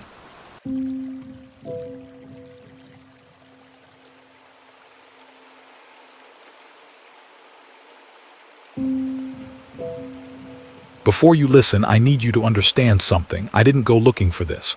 I wasn't chasing ghosts or demons or whatever you want to call what followed me. I was just a guy with a camera and too much curiosity for my own good. I thought the cemetery would be quiet, just stone, mist, and silence to capture in my lens. But what I saw that night wasn't silence. It was a presence. And once you see it, it sees you. My name is Ethan. I'm 32 years old. I live in a small rented apartment above a laundromat in Ridgewood, a town so quiet that the grocery store closes at 8 p.m. I've never been married. No kids. Just me, my gear, and a hobby that eats up more of my time than I care to admit: photography. I'm not one of those flashy Instagram guys, shoving filters and sunsets into people's faces. I'm after something different. The hidden places, the overlooked textures, rust on old swing sets, peeling wallpaper in houses nobody's touched for decades, shoes left by a bed where the bed frame has collapsed into rot. My fascination is with decay, the beauty of it, the way time eats everything and leaves behind a story. People call it creepy. My sister says I'm obsessed with death. I say I'm obsessed with truth. A camera doesn't lie. At least that's what I thought. There's a cemetery in Ridgewood most people ignore. It sits at the edge of the woods where the pines grow thick and the fog clings low, refusing to burn away even by noon. The place isn't big, maybe 30 or 40 rows of graves, some new, most old. The gate's an iron arch eaten through with rust. Kids call it the crooked teeth, because when the moonlight hits, the gate looks like a mouth, open and waiting. The ground inside is uneven. Graves lean into each other like drunks. Headstones are cracked, inscriptions worn down so far you can't tell whether they say beloved mother or hear lies. I went there as a kid once on a dare and swore I'd never go back. But of course, with a camera in my hands, the place became irresistible. I told myself I'd capture something honest, honest decay, honest silence. Midnight seemed the right time. If cemeteries are meant to be quiet, what better hour to catch them at their truest? So I went. That night was cold, damp. The kind of cold that seeps into your skin and stays there, even under layers. The church bell tolled just as I reached the gate. Midnight. 12 heavy strikes that seemed to vibrate through the ground and up my legs. I remember pausing, staring at that crooked iron arch, telling myself it's just stone and grass, nothing more. The gate resisted, hinges whining like something alive. When it finally gave, the sound echoed far too loud for the empty night. I slipped inside with my camera bag slung over my shoulder, the strap pulling against my neck. The mist curled around my boots as I walked between graves. My breath showed in front of me, vanishing quick, as if swallowed by the air. I set up my tripod near the first row. The damp soil sucked faintly at the legs when I pushed them down. The shutter snapped, click. The sound ricocheted between the stones. On the display, the leaning cross of a grave swallowed in mist, beautiful, textured, exactly what I'd come for. But in the far corner of the frame, almost swallowed by the fog, was something else. A pale blur, humanoid stretched too tall. I lifted my head. The space was empty. I told myself it was fog, a trick of exposure. Long shutter speeds love to smear moving mist into shapes that aren't really there. I know that. I've explained that to people. But still, I moved deeper. The wet grass brushed against my shoes, cold enough to sting my ankles through my socks. The mist seemed heavier between the graves, curling like smoke around each marker. I raised the camera again. Click. On the display, the cracked angel statue. Behind it, faint but clearer now, the same pale blur. I lowered the camera instantly. The space behind the angel was empty. My chest tightened anyway. Trick of the light, I muttered. My voice didn't sound right, thin, fragile. The branches overhead creaked. A shifting, as though someone were moving their weight from one limb to another, but there was no wind. I snapped another photo, hands moving on instinct. Branches, night sky, and nestled between them a pale oval, a face blurred, tilted downward as if watching me. I froze, my camera strap dug into the back of my neck, my pulse thudded loud in my ears. I snapped again and again. The shutter echoed frantic, each photo showed it closer, one branch lower, one step nearer. My breathing went ragged. I dropped the tripod where it was and staggered backward through the graves. Something moved at the edge of my vision, darting between markers, a pale flicker, too fast, too silent. Hey, my voice cracked ugly. The cemetery swallowed it whole. I forced myself toward the gate. That's when I noticed the caretaker's shack. I'd forgotten it even existed, a squat rectangle of wood by the fence line. Light burned inside, yellow and weak, but alive. I nearly ran to it, boots squelching in the damp earth. The door opened before I could knock. An old man peered out. His face was pale, skin hanging in loose folds, eyes dark hollows sunk too deep. He looked like he hadn't slept in months. "You shouldn't be here," he rasped. I was just taking pictures." "Pictures?" His mouth curled in disgust. "That's how it sees you." I froze. What sees me? He didn't answer, just shut the door. The sound was final, like stone dropping on a grave. When I looked back at my camera, my stomach dropped. Another photo had appeared. I hadn't taken it. Same angle as before, same graves, same mist, but now the figure was clear, no blur, no smear. A tall, faceless thing, pale as bone, standing directly behind me. I hit delete. My finger jammed the button. The photo vanished. Then another appeared instantly, closer. Delete another, closer still. My hands shook so violently I nearly dropped the camera. My breath came in harsh bursts, fogging in front of me. Delete, delete, delete. The figure advanced step by step, frame by frame. And then the screen froze. It wasn't showing a photo anymore. It was live view. I saw my own back, lit faintly by the display's glow. And behind me. I don't remember deciding to move, only that my body was suddenly in motion. My hands shook as I fumbled with the camera, flipping through the gallery. Every photo showed the figure closer, one row of graves nearer, then another. My breath came ragged, fogging the screen as I deleted image after image, desperate to erase what I'd seen. But no matter how many I cleared, the last one lingered, the faceless shape standing only a few feet away. I spun around, heart slamming against my ribs. Nothing, just mist and stone. My pulse hammered in my ears so loud it drowned out the night. I staggered backward, forcing air into my lungs, whispering to myself, "Lens flare, fog tricks, that's all." The ground squelched beneath my boots. Branches overhead creaked like old floorboards, and I swore I heard the soft shift of weight, like someone moving slowly through the trees. My mouth went dry. I raised the camera again, hands trembling. The glow of the display lit the graves, and there it was, the figure, blurred but undeniably there, standing between two leaning stones. I dropped the camera strap from my neck, clutching it in both hands. "Who's there?" My voice cracked. "This isn't funny." Silence. The mist curled, shifting shapes I couldn't trust. My skin crawled with the certainty that I was being watched. Every instinct screamed at me to leave. I forced myself toward the gate, boots slipping on the damp grass. My breaths came short, shallow. I kept glancing over my shoulder, half expecting to see something following. At the gate, I stopped. For one last, terrible moment, I lifted the camera again, aimed it at the rows of graves. The display lit up. The figure was there, closer than ever, featureless head tilted as if it had been waiting. I froze, every muscle locked.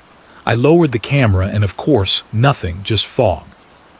My hands were shaking so hard I could barely hit the power button. I shut the camera off, shoved it deep into the bag, zipped it. Out of sight. Out of sight, but not out of mind. I pushed through the gate, the hinges shrieking into the night. My chest loosened the second I was outside, but the feeling of being watched didn't fade. It clung to me, heavy and cold, all the way down the road. Even now, I can't explain it. Every photo I took that night is gone. I deleted them all before I even got home. But the memory remains, clear as the glow of that display, the pale outline standing between the graves.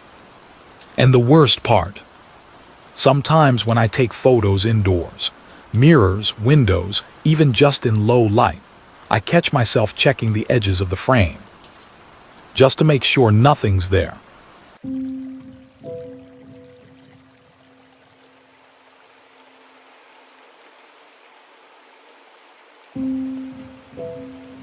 This is Angela, and I need you to hear me. If you've ever been dared to explore something you knew you shouldn't, if you've ever followed a group of friends into the dark just to prove you weren't scared, listen. Don't. Because once you go far enough, there's no coming back. I thought it was just a story, just a locked door in an old school. But what waits behind it has been waiting a very long time, and it doesn't forget. It starts with a dare, doesn't it always? I wasn't the kind of girl who went looking for trouble. I'm cautious, the one who double-checks homework, who texts my mom if practice runs late, who says no to rides on the back of motorcycles. So when I found myself standing in front of the rusted lockers in the oldest wing of Ridgeway High, I kept asking myself, what am I even doing here? The school's been around for almost 100 years.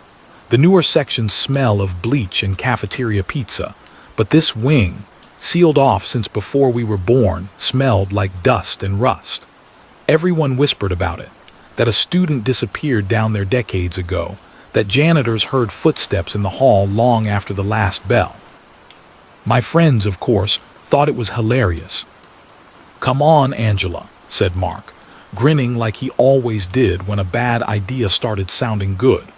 "You've got to admit, this is way better than sitting in the library pretending to study."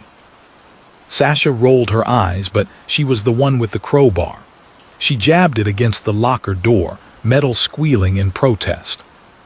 "This is so stupid," I muttered. "We're going to get detention." "No one even comes down here," Mark shot back. "What are they gonna do, ground us for exploring history?" The locker screeched open, flakes of rust crunching down onto the floor. Behind it, instead of notebooks or jackets, was a wooden door, thick, painted over a dozen times. The paint was cracked like dried mud. Sasha laughed nervously. "Guess the rumors are true." We all stared at it. For a second, none of us moved.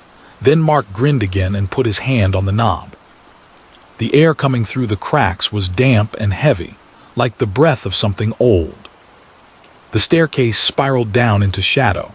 The walls were lined with pipes dripping condensation, each drop echoing in the silence.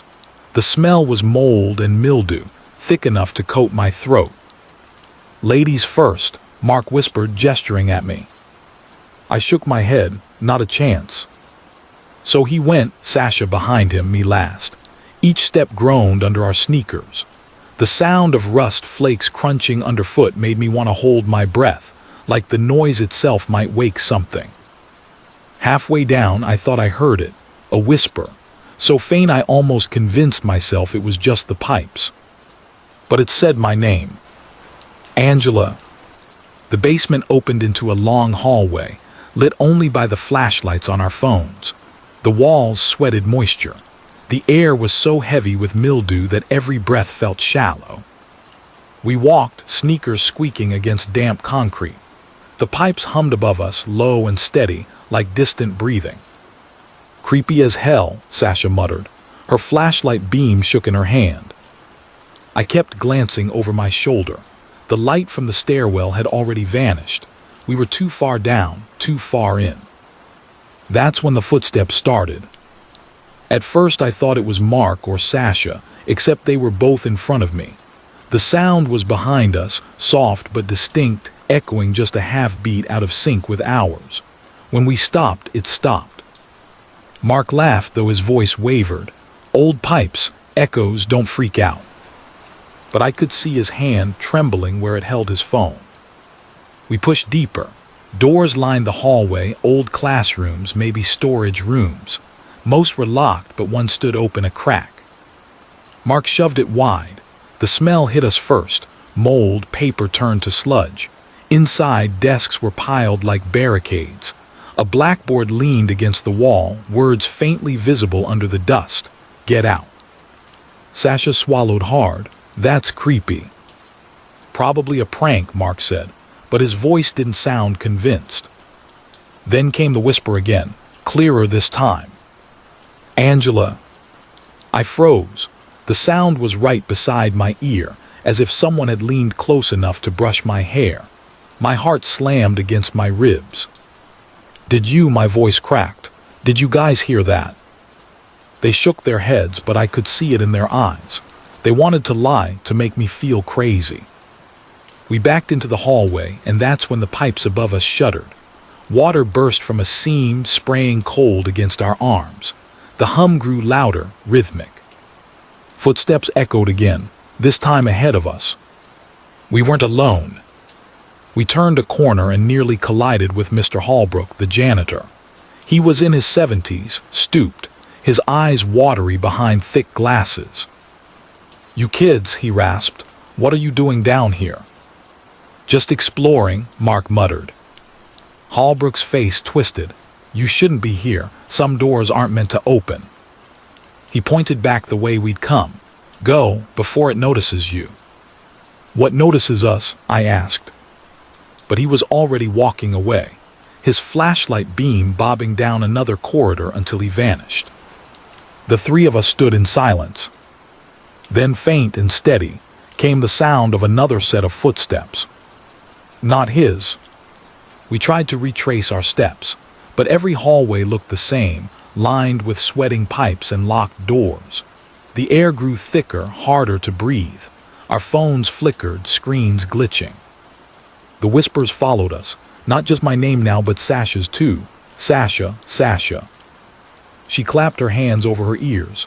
Stop it, just stop. But it didn't. We broke into a run, sneakers slapping the wet floor. Rust flakes crunched underfoot. The footsteps behind us grew faster, closer, echoing just enough out of sync to prove it wasn't ours. I risked a glance back. Nothing, just empty hallway. But the sound didn't stop. At last we saw it, the stairwell. Relief surged through me so strong I nearly sobbed. We scrambled toward it, slipping on the damp floor. The door at the top was open, a rectangle of faint light. Hope burned in my chest until it slammed shut. The sound was deafening, metal on metal. The lock clicked into place. No, no, no, Sasha screamed, pounding on the door. Mark threw his shoulder against it. It didn't budge. Our phones flickered. One by one, the screens went black. The hallway plunged into pitch dark. For the first time since we entered, the whispers stopped. The silence was worse. I stood frozen, heart racing. Then, so close I felt the warmth of breath against my ear, a voice spoke. Not a whisper, a voice. Finally, you came back.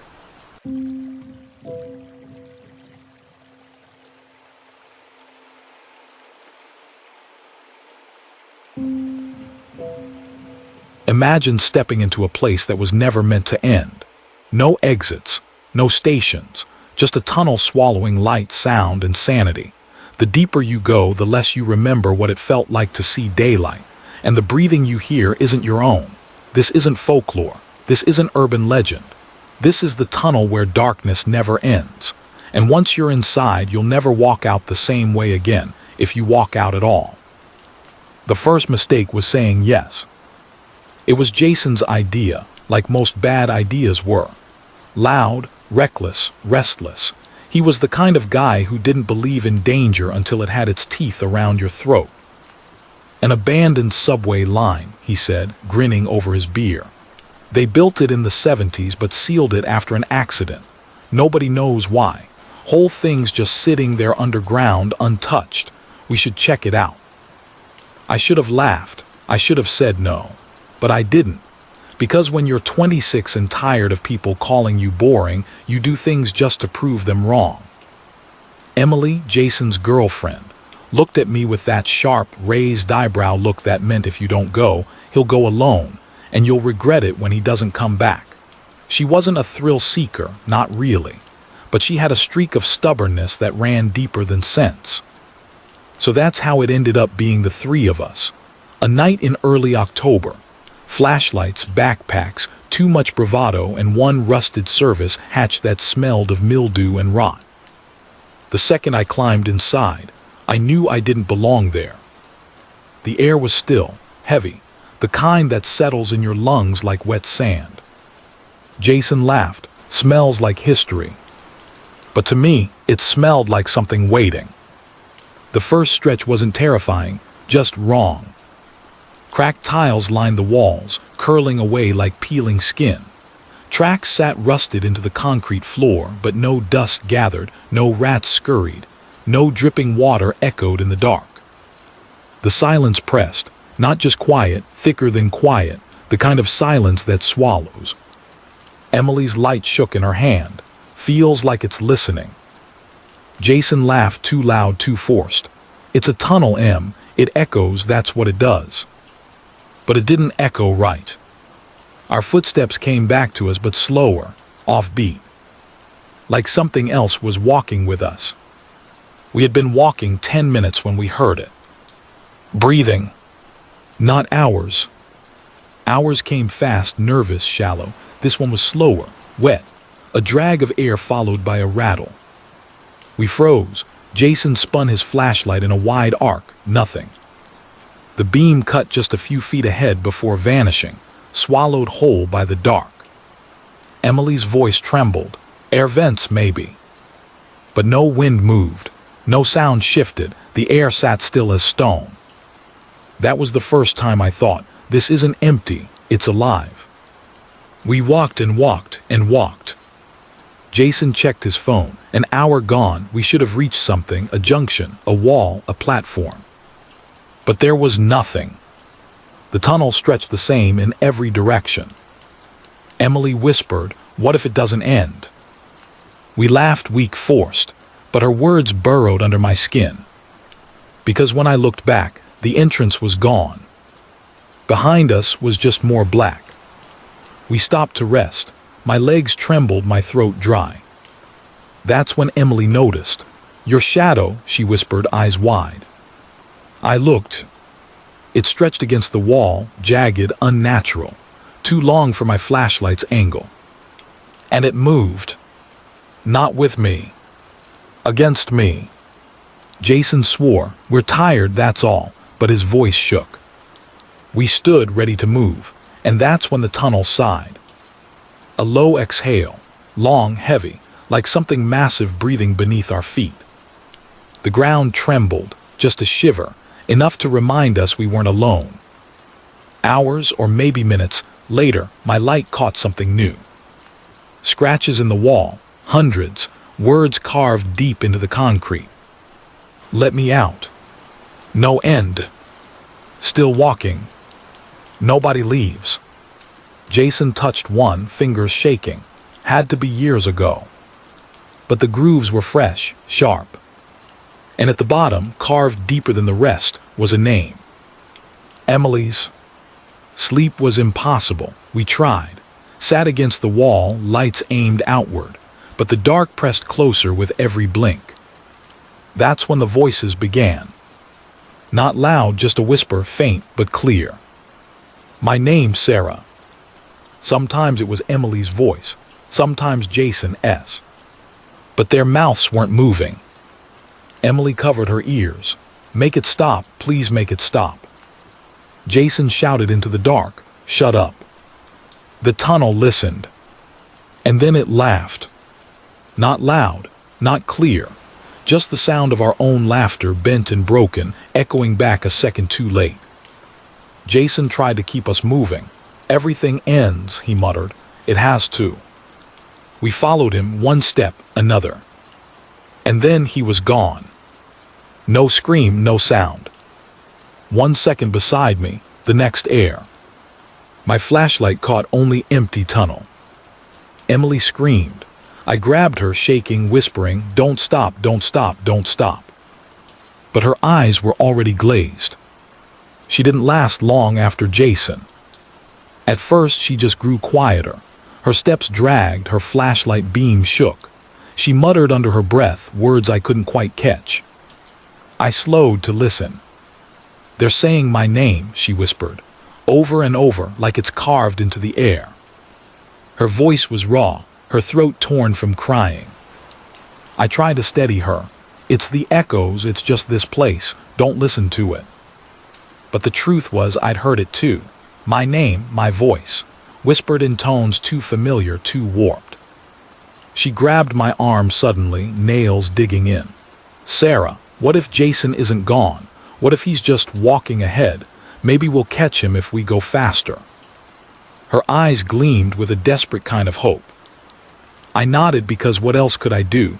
We walked faster, then slower, then faster again. The tunnel never changed. No walls, no markings, no sense of progress. And then her hope cracked.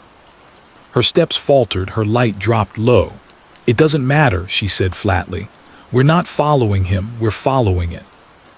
She stopped walking, just stood there staring into the black.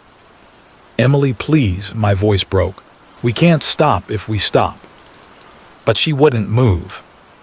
"I've been here before," she whispered. A chill raced down my spine. "What are you talking about?" She turned toward me, her face pale, lips trembling. "I remember this wall." She lifted her light, shining it across the concrete. Carvings, deep, jagged scratches gouged into the stone. Words layered on top of each other, desperate and frenzied. "Help. No light. Forever." And at the bottom, a name. Emily's name. Fresh. Her scream echoed, raw and ragged. I yanked her hand, pulling her away, but she resisted, stumbling, shaking her head violently. "It already knows me," she sobbed. "It's already written me down." And in that moment, I knew she was right. The tunnel had chosen her. We kept moving, though moving was an illusion. The tunnel never shifted, never turned, never ended. Just the same black throat swallowing us whole. Emily clung to me, her flashlight jerking wildly. Sometimes she would scream at the dark. Sometimes she would mutter prayers under her breath. Sometimes she would stop mid-step and tilt her head, listening. "It's breathing with us," she whispered once. "Not around us, with us." I wanted to deny it, but I heard it too. My breaths and hers, shaky and shallow, and a third one, deeper, slower, always a beat behind. We didn't speak after that. Words felt dangerous, like sound itself was bait. Hours passed, or days, I couldn't tell. My watch had stopped. My phone was dead. The only proof of time moving was the flicker of our flashlights, batteries draining. And then Emily's light died. It happened so suddenly, a sharp click in the silence, and then her beam was gone. She screamed, thrashing, clawing at me. "Turn it back on, Sarah, turn it back on." I tried to grab her, but she tore away, plunging into the black. Her screams echoed, twisted, bouncing back from every angle. They grew louder, then softer, then wrong. Until they weren't screams anymore. They were laughter.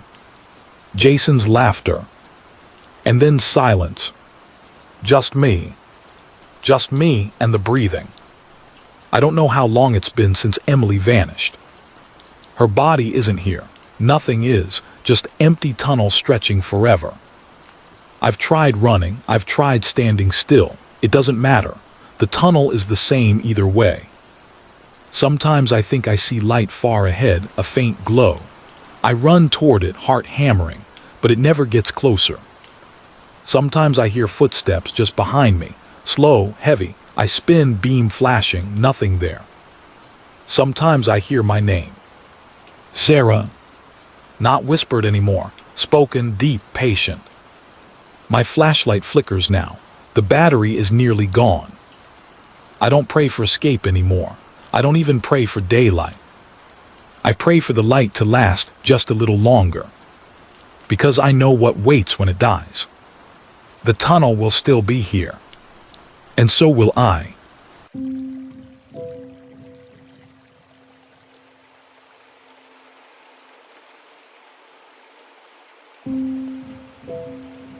My name is Patricia. I hunt for treasures in forgotten thrift stores. Cameras, records, trinkets, things people throw away.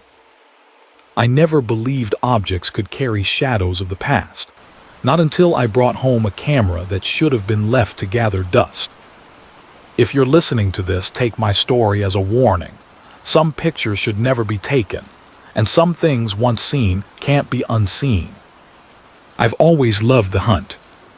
Saturday mornings meant thrift stores, flea markets, and second-hand stalls, where old things waited for someone curious enough to notice them.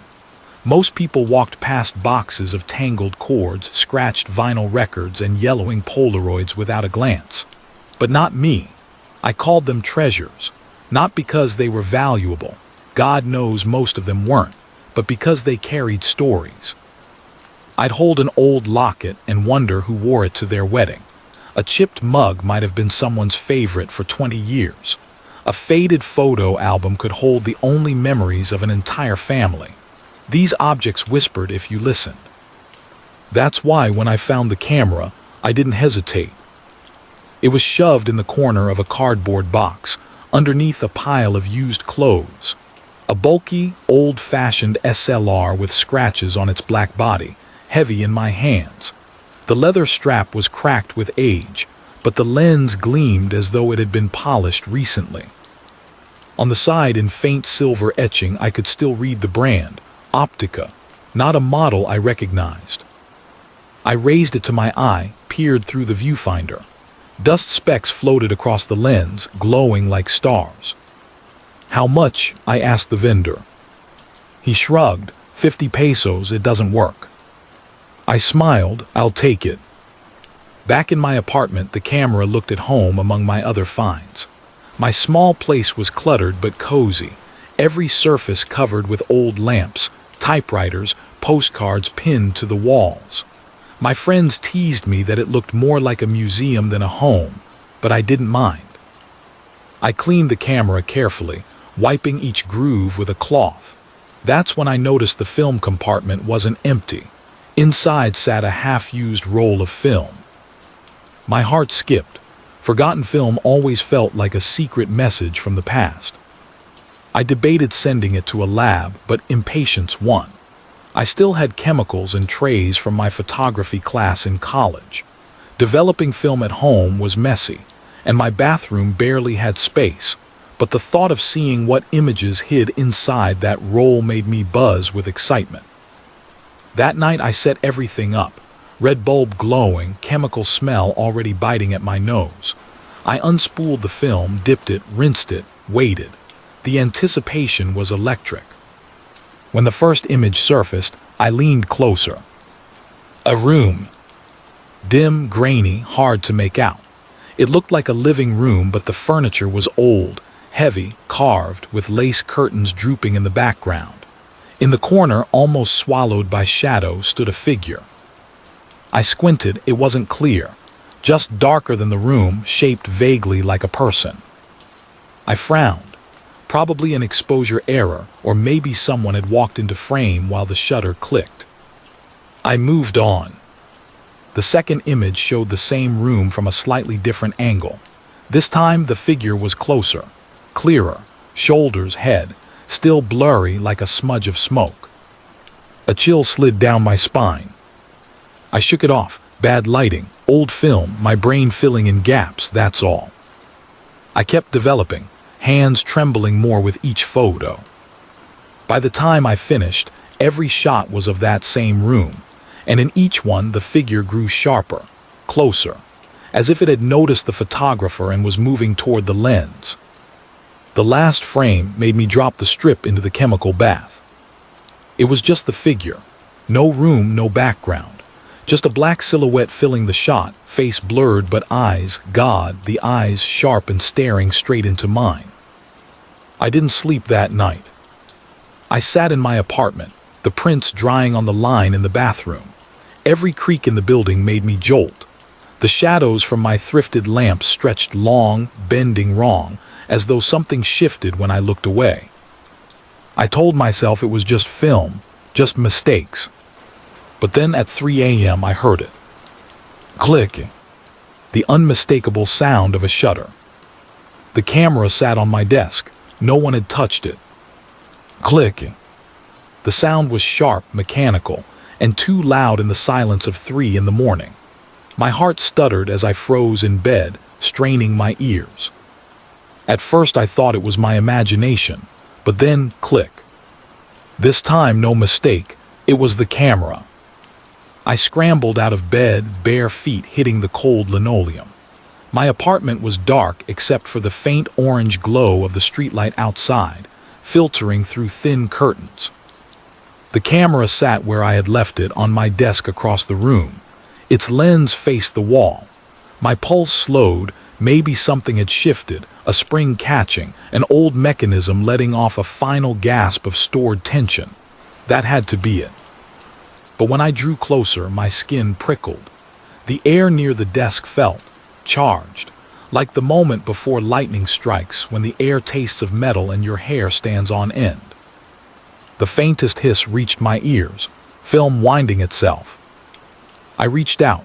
My hand hovered over the camera. The smell hit me then, acrid, chemical, metallic, not just old film, like wet pennies and scorched dust. I jerked my hand back. The camera was loaded again. I hadn't put film in it. I didn't sleep. I couldn't. I sat at the desk until sunrise, staring at the camera, waiting for another sound. None came. By daylight, the fear seemed foolish. Cameras don't wind themselves. Film doesn't appear out of nowhere. Yet when I cracked the compartment open, the roll was there. Smooth, tight, fresh. I laughed nervously to myself. Maybe I'd left a roll in after all. Maybe last night I was half asleep, hearing things. My mind had a way of running wild when I was tired. But that night I couldn't resist. I set up the darkroom trays again. My bathroom reeked of chemicals. I loaded the roll, hands trembling, and waited. Images surfaced. Not the room from before. This time it was my apartment. The first photo showed my living room, the clutter of thrifted lamps and postcards exactly as it was. Except in the corner by the coat rack was a shape, blurry, a shadow that shouldn't be there. The second showed my kitchen, my chipped mugs stacked on the counter, a faint figure standing by the sink. The third, my bedroom. The bed was empty, sheets rumpled, pillows dented. The photo must have been taken while I was at work. That thought should have comforted me. But there in the mirror by the closet was a figure, not sharp, not yet, but unmistakably watching. My fascination fought with my fear. Part of me wanted to burn the camera right then, throw it out the window, forget it ever existed. But another part of me, the part that loved thrift stores, the part that believed every object carried a story, couldn't let go. These weren't just mistakes. They were messages, proof. I told myself I would figure out the trick. I would prove to myself that this was nothing but bad film, reflections, imagination. I left the photos to dry, turned off the bathroom light, and went to bed. At 3 a.m., the shutter clicked again. The days blurred after that. Every night the same pattern. Click, always around 3 in the morning, always just one shot. And every morning, I would find a new roll inside. The photos grew clearer. What began as smudges became shapes. What began as shapes became outlines. Hands against glass. Faces half-formed, blurred like smoke caught in wind. The apartment no longer felt like mine. Every corner seemed to hum with tension. Shadows stretched longer than they should. Sometimes I swore I heard breathing in the stillness. The worst was the smell. That chemical sting mixed with something sour, damp, like wet clothes left in a sealed bag too long.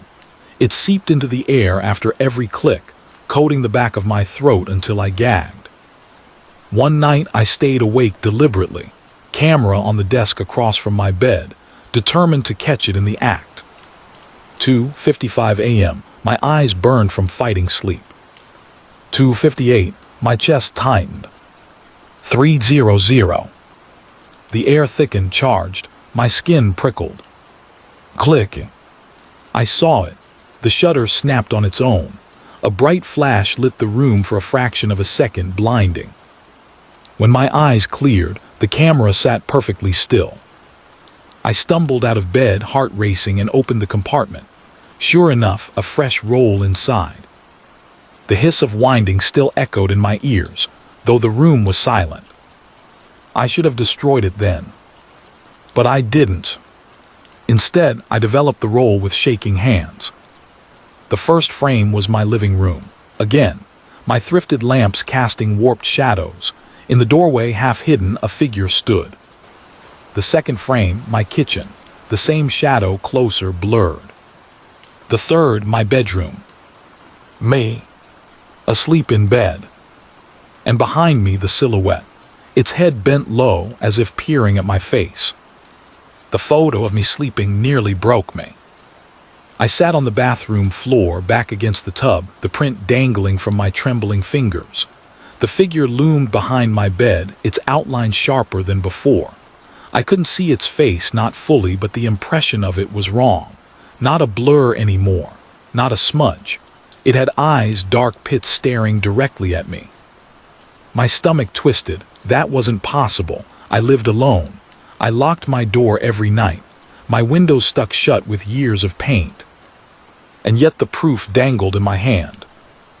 I told myself to throw the camera away. I even carried it to the dumpster the next morning, clutching it in both hands, heart hammering. But when I lifted the lid, I froze. The camera wasn't just a thing anymore. It felt alive. Heavy, yes, but more than that. Like it pulsed faintly with warmth. Like it was aware of me. I couldn't toss it. I told myself it was because I needed answers. I needed to know what it was showing me. But the truth, I couldn't let it go. The days after blurred together. I stopped going to work. My boss left messages, but I ignored them. I drew the curtains, sat in my apartment, and waited for the shutter each night. The photos became my world. I pinned them to the wall in sequence, frame after frame. What began as shadows had become a timeline. In each photo, the figure moved closer, from the corner of my living room, to the kitchen, to the bedroom. And in the most recent rolls, it didn't just stand, it moved. One frame showed it reaching toward my thrifted lamps. Another, its hand pressed flat against the glass of a picture frame. Another, fingers curling around the knob of my bedroom door. I stared at those hands for hours, pale, long, blurred at the edges, wrong. The camera's behavior changed, too. Before, it clicked once each night, always at 3 in the morning.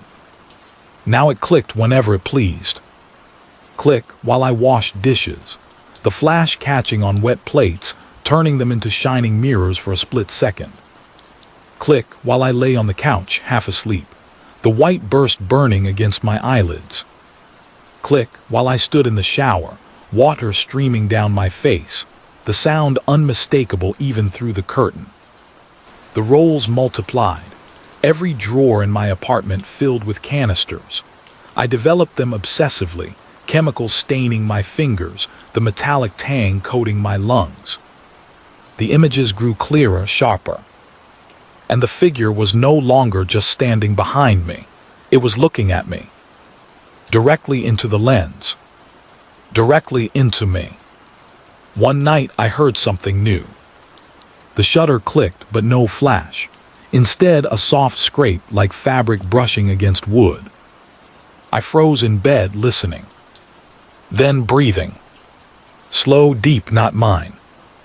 It came from the desk, from the camera.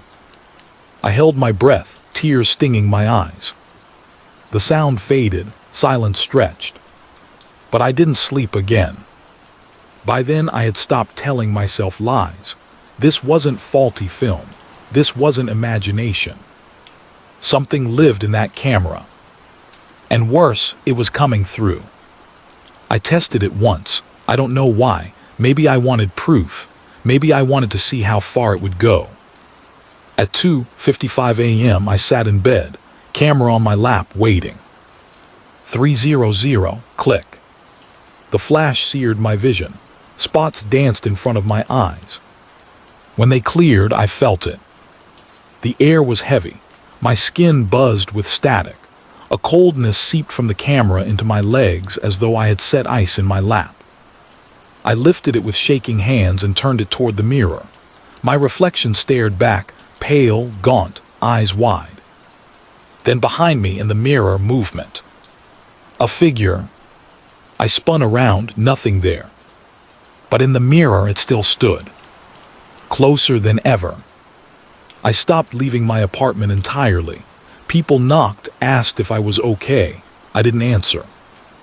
The walls of my home were covered now, every surface pinned with photos. They stared back at me like 1,000 watching eyes. In some, the figure was standing in the doorway. In others, it hovered at the edge of the bed. And in a handful, blurred but undeniable, its face inches from the lens. I pressed my fingers to those prints, tracing the smudged hollows where its eyes should be. I whispered, "What do you want?" Of course, it didn't answer. But that night the camera clicked twice. And when I developed the film, I found something new. Not just me sleeping, not just the figure watching. A hand reaching, hovering over my throat. The hand in the photo changed everything. Until then, I could convince myself it was only watching, stalking, documenting, a voyeur from another plane. But the photo of its hand hovering over my throat, just inches, as if frozen mid-reach, that was intent. It didn't just want to be seen. It wanted me. The nights blurred together after that. I barely ate. I barely slept. Every time I closed my eyes, I imagined that hand pressing down. Sometimes I woke up gasping, clutching my neck, convinced it had already happened. The camera became my entire existence. I couldn't throw it out. I tried again. I even carried it 3 blocks to the bay, ready to hurl it into the water. But standing at the edge, I felt it vibrating in my hands. A low hum, almost like a voice buried under the film winding inside. My arms refused to move. My chest tightened. The thought of letting it go made me sick, like I was trying to rip out a vital organ. So I carried it back. And when I set it on my desk again, it clicked. Not at 3 a.m. this time. At noon. The middle of the day. No rules anymore. That afternoon, while developing the new role, I noticed something strange. Most of the photos were normal. My cluttered apartment, sunlight streaming through the curtains, the thrift store trinkets piled on shelves. But one frame showed me at the sink washing a plate. My hair was damp, freshly showered. Steam curled around me. I froze. Because when the shutter had gone off, I wasn't at the sink. I was sitting at the desk, staring at the camera itself. The photo was of something that hadn't happened yet. The next roll proved it again. I saw myself in bed, eyes closed, covers pulled up to my chin, my breathing shallow, body rigid. But the timestamp on the photo told me it hadn't happened yet. The camera wasn't just recording. It was predicting, showing me what was about to happen. And always in the background, the figure grew clearer. At first, it stood behind me. Then it crouched by my bedside. And in the most recent frame, its face pressed against mine. No blur this time, just skin, wet, pale, glistening like film still soaked in chemicals. Its mouth was open, and it looked like it was about to whisper. That night, I woke to something new. Not just the click, not just the flash. A hiss, like film winding itself, louder than ever, filling the whole apartment. The air prickled. The smell of chemicals was suffocating, acrid, metallic, sharp enough to sting the back of my throat. I sat up, heart racing. The camera on my desk turned by itself, slowly, deliberately. The lens pointed at me. Click. The flash blinded me. And when my vision cleared, it wasn't on the desk anymore. It was in my hands. I screamed, dropped it onto the floor, but it didn't shatter. It just sat there, humming like it was breathing. Then another flash. This time no shutter sound, just light. The walls of my apartment disappeared for a second, gone. All I saw was darkness, a room without shape, endless and suffocating. And in that darkness, dozens of faces. Blurry like bad photos, distorted, smeared across invisible negatives. They stared at me, silent, accusing. Then it was gone. I was back in my apartment, gasping, sweat pouring down my face. The camera clicked again, as if satisfied. I developed that role with shaking hands. Most frames were streaks of light, warped by motion, but one stood out. Me on the bathroom floor, camera in my lap, eyes sunken, skin gray. And behind me, the figure's hands resting on my shoulders. Like it owned me. I barely left the bathroom for 2 days. I locked the door, curled up with my knees to my chest, but the shutter still echoed through the apartment. The flash still slipped under the crack, bleaching the dark. The photos slid under the door, one by one, developed already. I didn't even need to touch the chemicals. The camera was doing it itself now. And the final photo in the stack. It was me, sitting in the bathroom, knees pulled to my chest, head tilted. Eyes glassy, mouth slack, dead. I didn't sleep after the bathroom. Couldn't. Every time I closed my eyes, I felt the flash burn through the dark, a pulse against my eyelids, and when I opened them, the afterimage always lingered, the shadow of that figure, leaning closer, closer. The stack of photos under the bathroom door grew taller each hour.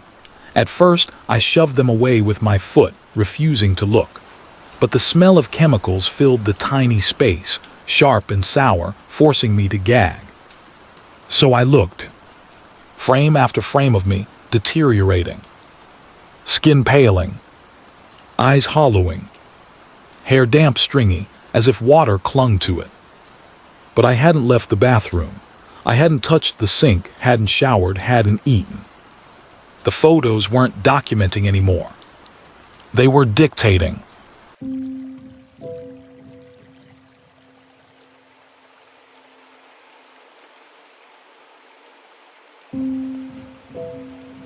This is Jordan, and if you're listening, maybe you've been out late on some lonely road, headlights cutting through black woods, praying your eyes don't catch anything they shouldn't.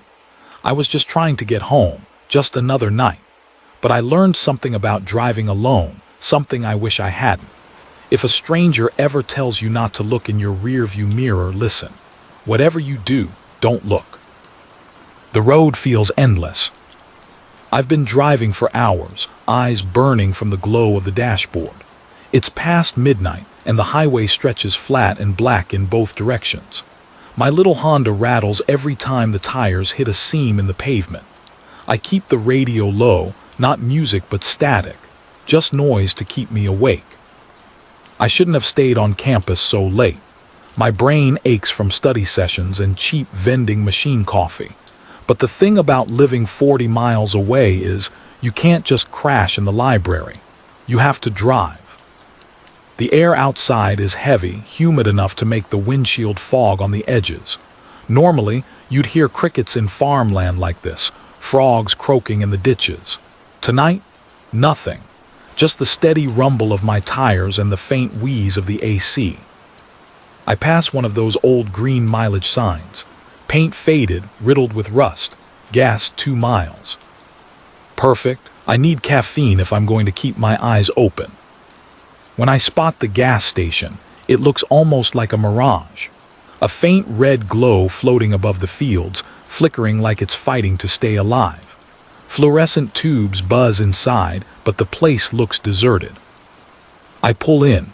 The gravel crunches under my tires. The lot is empty except for a single pickup truck parked way off to the side. Lights off, windows dark. Something about it makes me uneasy. Inside, the place smells like dust and stale coffee. The cooler hums louder than it should. The guy behind the counter looks like he hasn't moved in decades. His hair is gray and greasy, his shirt stained with something I don't want to identify.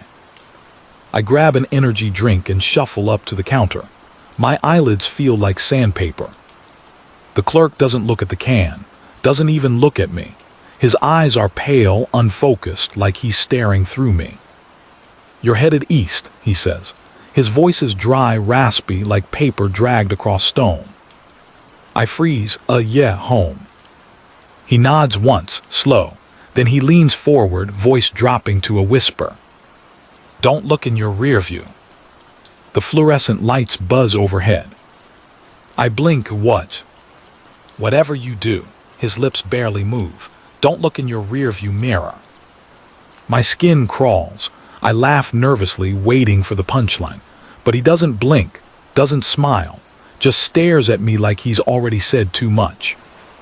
I shove a few bills at him and hurry out.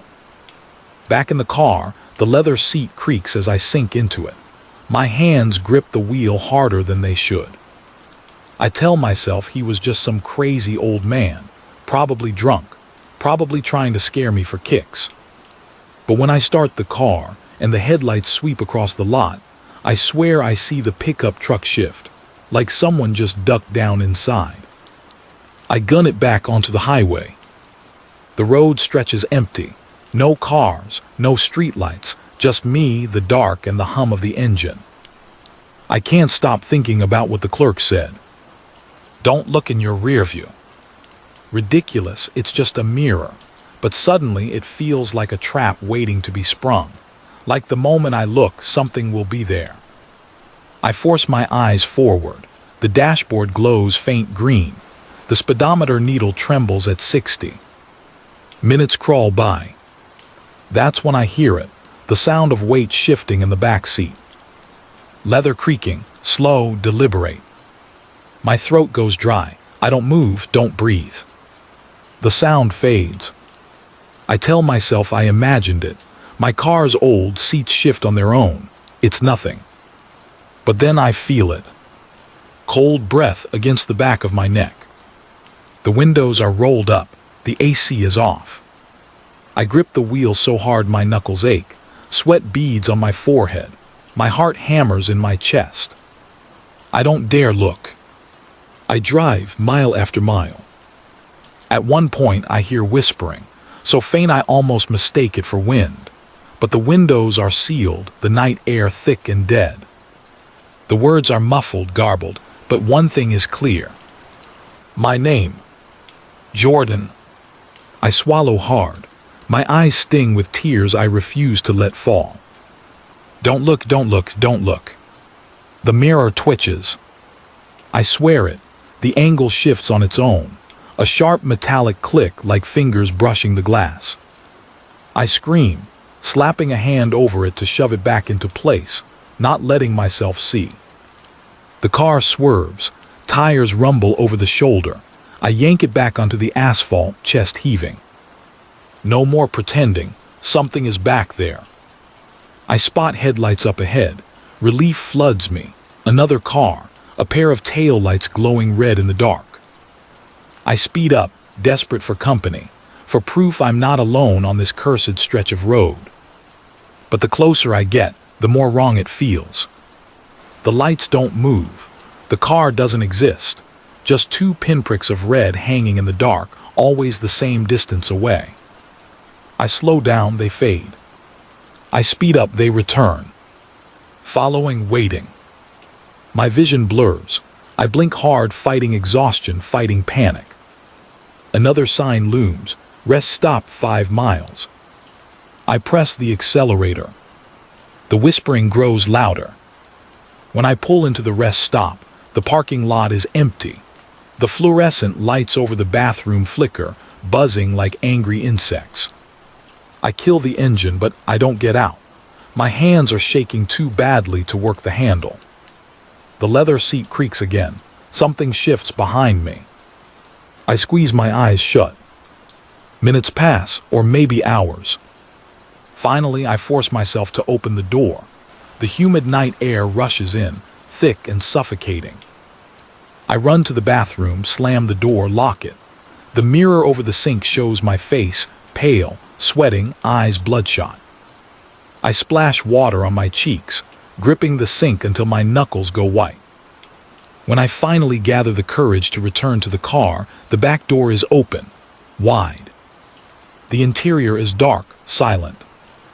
I slam it shut and climb in, too scared to think. The mirror tilts on its own again, just slightly, as if something inside wants me to look. I drive. The highway feels endless now. I don't recognize any landmarks. Signs blur past unreadable. The whispering has become constant, a low murmur like a crowd packed into my back seat.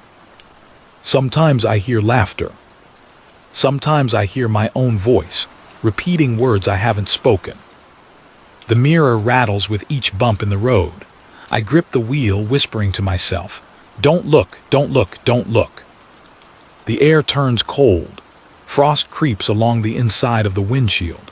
My breath fogs in front of me, even though the night outside is sticky with summer heat.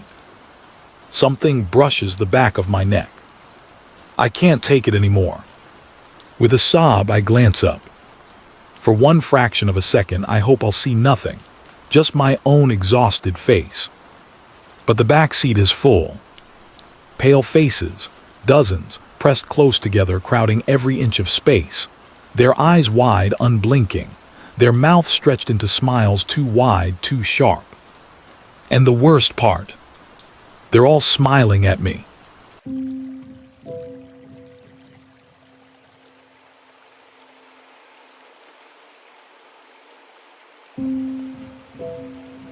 What you are about to hear is not fiction. It's a testimony, a record, a confession of one night in a hospital where the walls bled silence and shadows whispered truths no science could name. This is Claire's story, and once you've heard it, you'll never walk the halls of a hospital at night the same way again. It's 2:47 a.m. The graveyard shift. The world outside the hospital has gone quiet, sealed under darkness, but in here the air hums with mechanical sighs and electric buzz. The fluorescent lights overhead stutter, 1, 2, before settling into a weak glow, casting shadows that stretch unnaturally long across the linoleum floor. I'm Claire, third-year medical student, supposed to be getting experience on my clinical rotation. Translation: I get the shifts nobody else wants, the grunt work, the stuff residents roll their eyes at. I tell myself this is where I'll learn resilience, where I'll prove I can handle medicine in its raw, unsupervised form. But tonight feels different. The ward is nearly empty, just 6 patients scattered across too many beds. Most of them are sedated, motionless, machines breathing for them. Their heart monitors beep in uneven symphonies, green lines rising and falling like restless ghosts. The smell is worse than usual. Antiseptic, sharp and chemical, but beneath it something faintly metallic, like a penny pressed against my tongue. Rust, or maybe old blood. I tug at my coat sleeve and check the chart in my hand. Bed 4. Elderly male, post-op, complications after abdominal surgery. Stable now according to notes. Sedated. Should be nothing unusual. My footsteps echo too loudly as I approach his bed. The curtain sways a little even though there's no draft. My stomach knots. I swallow and force a calm voice, the one I'm supposed to have. "Evening, Mr. Geller," I whisper, though he's unconscious. My gloved fingers brush his wrist, searching for a pulse. His skin is cold. Not just cool cold, waxy like candle wax left too long in a freezer. My throat tightens, I press harder. Nothing. No pulse. The monitor next to him still beeps steady. Impossible. I glance up at his face. Eyes closed, mouth slightly open, chest unmoving. I lean closer, so close my ear almost touches his lips. Silence. And then, a gasp, a jagged, wet sound tearing from his throat. I jerk back so fast I nearly trip. His eyes snap open, dry and bloodshot, locking on mine with such intensity it feels like he's looking through me. The monitor flatlines. The silence between beeps is unbearable. My own heartbeat fills my ears, a frantic drum. And then I hear it, a faint sound, metallic like scalpels dragged lightly across a tray. Not from him, from the room itself. I freeze, afraid to turn my head. I back away until I hit the nurse's station. My breath fogs in the cold air, though the thermostat reads 72. My hands shake as I dial for the on-call resident. No answer. Try again. Voicemail. The ward is too quiet. No one else around. Just me, the patients, and that sound, soft, scraping whispers threading through the silence. I force myself back to bed 4. His eyes are closed again. Monitor normal, as if nothing happened. I tell myself it's stress, sleep deprivation, a hallucination. I've been warned that the graveyard shift plays tricks, but I can still feel the heat of his breath on my cheek from that impossible gasp. I turn to leave, but bed 2 catches my eye. Mrs. Alvarez, stroke patient, unresponsive for weeks. She's smiling, a wide, unnatural grin that stretches too far. Her eyes are closed, but her lips tremble as if mouthing words. I step closer, ears straining. A whisper escapes her cracked lips. Don't look at them, don't let them see you. My stomach lurches. I stagger back. Her monitor spikes, then steadies. She goes limp again, face slack. The lights overhead flicker. Shadows writhe across the walls, stretching thin and sharp like claws. The metallic whispering grows louder, more insistent, circling me. I need help. I rush down the hall to the break room. Empty. Coffee still steaming in a mug. Someone was here minutes ago, but there's no sign of them. My phone buzzes in my pocket. Unknown number. I answer with a shaky hello. Static, then a voice, low and rasping. You shouldn't touch them. Now they know you. The line goes dead. I drop the phone. My reflection in the darkened window looks wrong. My eyes seem bloodshot, too bright, too aware. The metallic sound stops suddenly. Silence crashes down heavy, suffocating. I hear a hiss behind me. A ventilator gasping. I turn. Bed 6. The patient there, a man with a tracheotomy, should be unconscious. Instead, he's sitting upright, tube dangling, lips moving. No sound, just silent shapes. I step closer despite every instinct screaming at me not to. His eyes roll toward me, blackened veins spiderwebbing across the whites. His lips form the words slowly, deliberately. It's in the ward. The curtain behind me rustles, though no one's there. I spin, heart pounding. For a split second I see it, something tall, thin, moving between the shadows cast by the flickering lights. A shape that isn't bound by human proportions. When I look back at bed 6, he's flat on his back, motionless. Monitor steady again. I clutch the counter for balance. My medical training is useless. None of this fits diagnosis, physiology, reality. The air grows thicker, metallic stench stronger, like I'm breathing through blood-soaked gauze. My head pounds. My hands are trembling so violently I can barely grip the chart. The fluorescent lights buzz, then go out completely. Darkness swallows the ward. I fumble for my phone flashlight. The weak glow cuts across rows of beds. One by one, patients sit upright in unison, their movements stiff, puppet-like. Their eyes glisten in the light, every pair locked on me. I stumble backward, flashlight beam shaking. Stay away, my voice cracks. They don't speak, but I hear them all at once, voices threading through the dark, whispering directly inside my skull. Now you see us. Now you know. My back hits the double doors. I shove them open, sprint into the corridor. Alarms erupt behind me, every monitor shrieking flatline. The wail echoes through the hospital, chasing me. I glance back once. The patients, every one of them, are standing now, silhouettes filling the doorway. Their mouths are closed, but their eyes burn with predatory hunger. I run harder, shoes slapping the tile. Then silence. Alarms cut off. My footsteps echo too loud, as if the building itself has emptied. A whisper curls at my ear, hot against my skin though no one's there.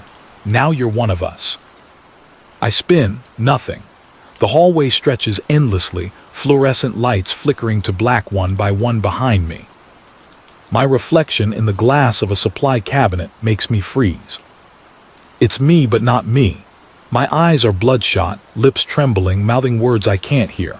My skin waxy, corpse pale. I stagger back, gasping.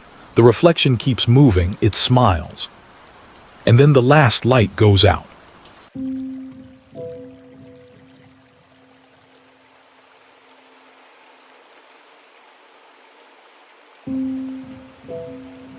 What you're about to hear isn't fiction.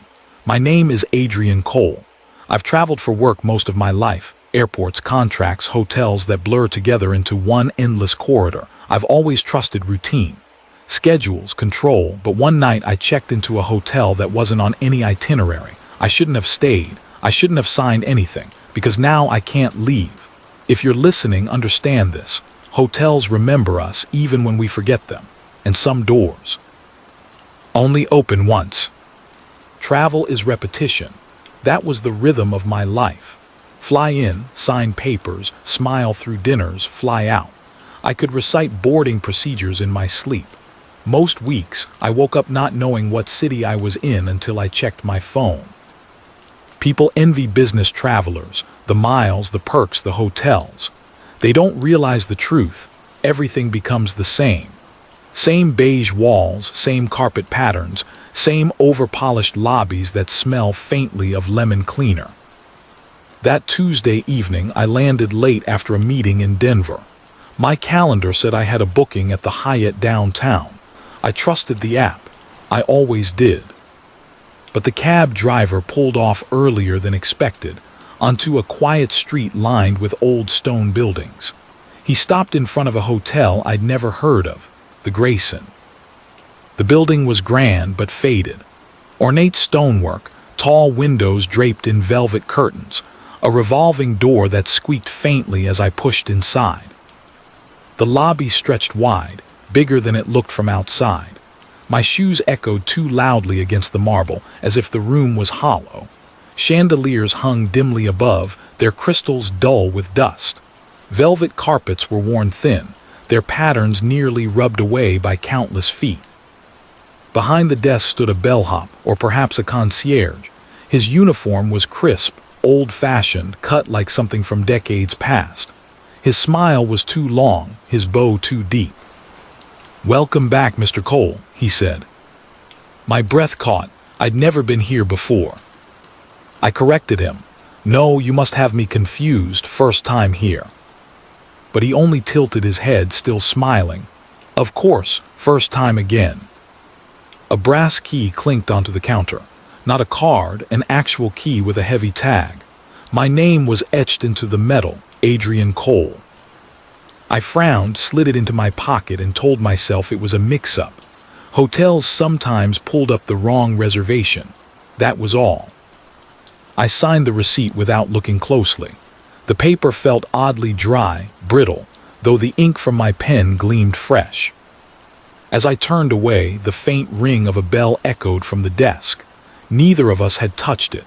The sound lingered like an unanswered call. Upstairs, the antique elevator groaned as it carried me upward, its brass gate rattling shut behind me. My reflection in the tarnished mirror looked off. The lighting, maybe, or the way the glass warped. The hallways twisted longer than they should. Doors lined the corridor, but no voices, no TV noise, no footsteps. Only the faintest murmur, like whispers bleeding through the wallpaper. Room 312. My key slid in too easily, as if the lock already knew it. The room smelled of cloying perfume, the kind that lingers on scarves and refuses to wash out. The air was too warm, though the radiator was off. My suitcase thudded onto the floor. On the desk sat a leather-bound book not provided by me, a guest book, its cover cracked with age, its pages lined with names written in various hands. I shouldn't have opened it, but I did. Near the back on tonight's date was a signature, my own. Adrian Cole. The ink was 10 years old. Panic prickled the back of my neck. I slammed the book shut, paced the room, told myself it was impossible.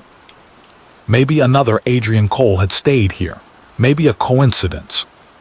But then came the whispers again. Louder now, threading through the vent, echoing in the pipes. Words I couldn't catch except for one repeated, return. I called the front desk. The line rang and rang until a click. Silence on the other end except faint breathing. When I slammed the phone down, the perfume seemed stronger, choking sweet. I fled into the hallway. The corridor was empty, too empty, every door shut, no signs of life. I headed for the elevator. The gate groaned as it descended, stopping with a shudder. Inside stood the bellhop. His smile hadn't changed. His gloves were spotless. He held out his hand. "Leaving so soon, Mr. Cole. You only just returned." I backed away. I didn't stay here before. His eyes flickered, pitying almost. Memory fades, but the walls remember. The ledger remembers, and so must you. The elevator doors clanged shut. I ran down the stairs instead. Each flight felt longer, repeating, twisting. The lobby should have been on the first floor, but I counted 5, 6, 7 flights and still no lobby. Whispers followed me, sometimes laughter, sometimes sobs. At last I burst into a hall I didn't recognize. Narrow, wallpaper peeling, chandeliers dead above. At the end waited a door with no number. I pushed it open. Inside was the lobby again. The desk, the chandeliers, the bellhop. And behind him, rows of guest books lined on shelves like an archive. Compelled, I stepped closer. The shelves stretched endlessly, every spine identical, each book marked with years. I pulled one at random, 2003. Inside, signatures lined every page, some names repeated. Some were scrawled over and over until the ink tore through the paper. On one page my name appeared, not once, dozens of times. Years apart. The bellhop's voice was soft behind me. "You always return, Mr. Cole. You always forget, but the hotel never does." "No," I whispered, "not me, I never." But the receipt in my pocket burned against my leg. I pulled it out. The paper was yellowed, brittle. The date printed at the top, March 3rd, 2013, 10 years ago. My knees went weak. My vision swam. I dropped the receipt, turned, ran for the door. But the marble floor echoed too loudly beneath my shoes, the lobby stretching wider and wider until the desk was far behind me. At last, exhausted, I stopped. My key had slipped from my pocket. I bent to pick it up and froze. The brass tag didn't bear a number, only my name, Adrian Cole. When I looked up, I was no longer in the lobby. I was standing in my room again, the guest book still open on the desk. And behind me, a whisper at my ear. "Welcome back, Mr. Cole. We've been waiting." That's all I remember, or at least that's all I can admit. The world outside the hotel feels thinner now, like paper about to tear. Airports blur, contracts blur. But sometimes when I open my bag, I find that brittle receipt waiting for me. Sometimes I smell that perfume in unfamiliar rooms. And sometimes when I close my eyes, I hear the bellhop's voice, welcoming me back. Because maybe I never left. Maybe none of us do. That was my story, my warning. If you travel often, if you find yourself in a hotel you don't remember booking, check the desk. Check the guest book. If you see your name, don't sign, don't stay. Because once you do, you belong to it. Forever.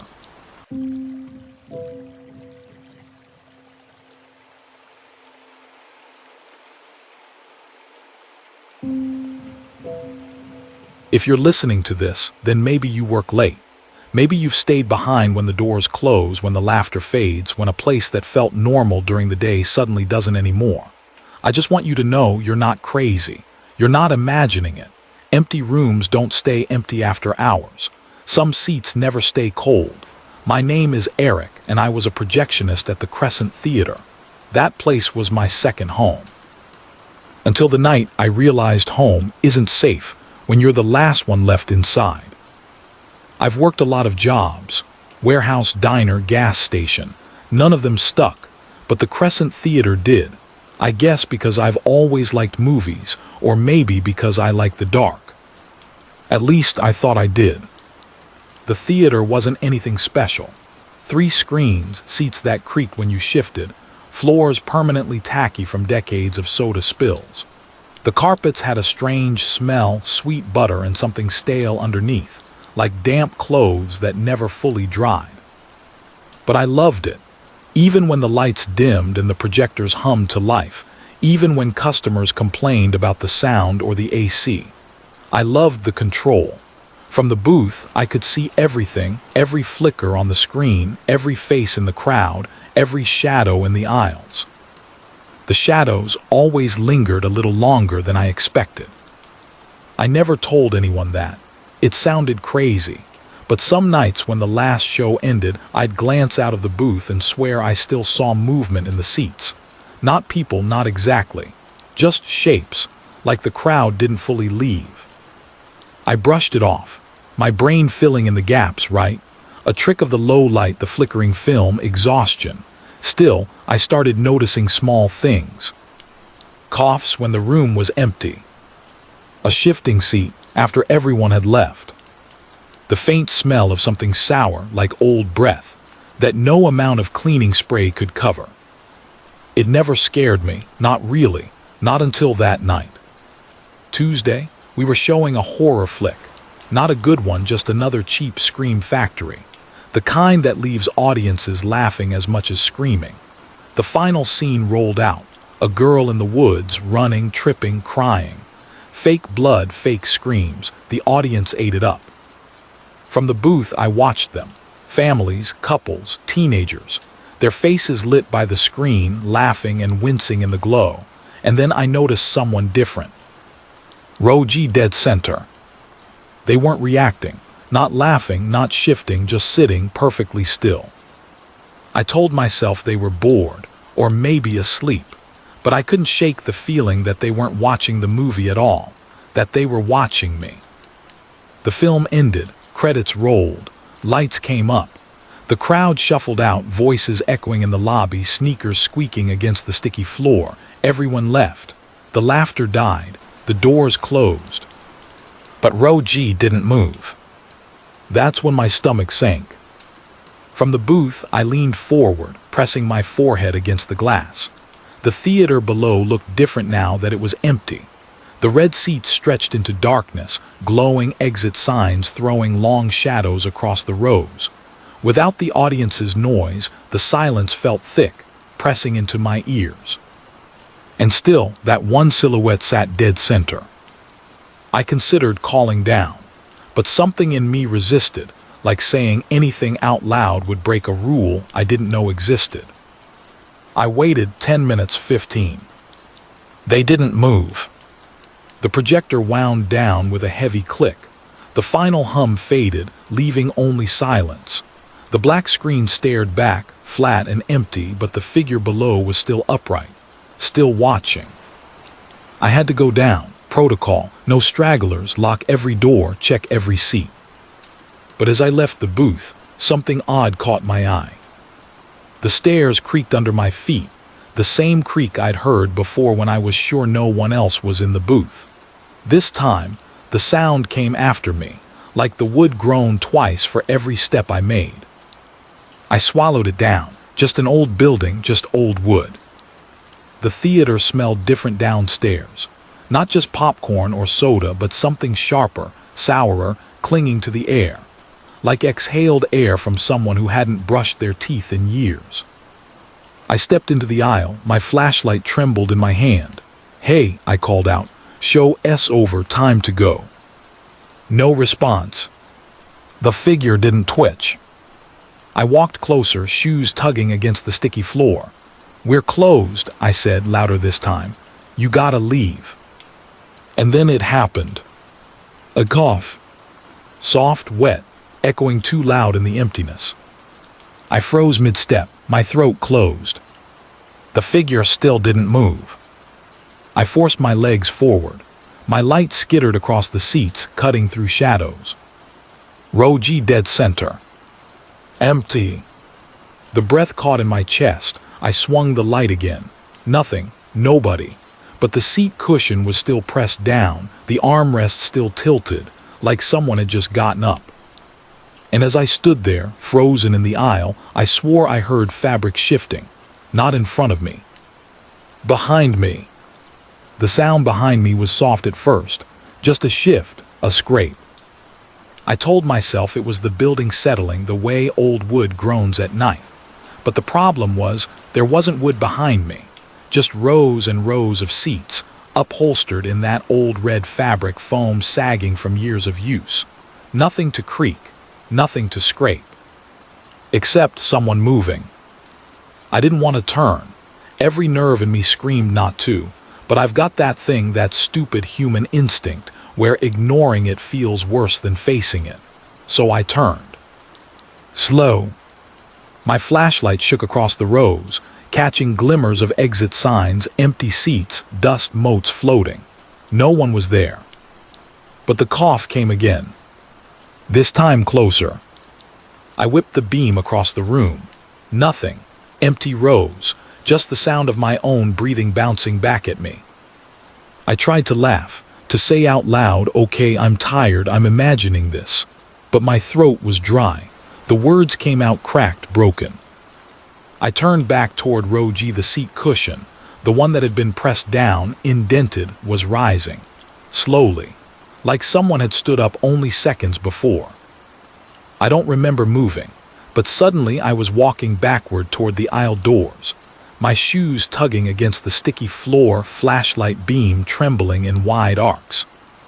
And that's when the screen flickered. Not all the way on, just a glow, pale and blue. No sound. No film reel rolling upstairs. Just the screen itself humming faint light into the theater. And there in that dim glow, I saw it. Not a person, not really. A shape.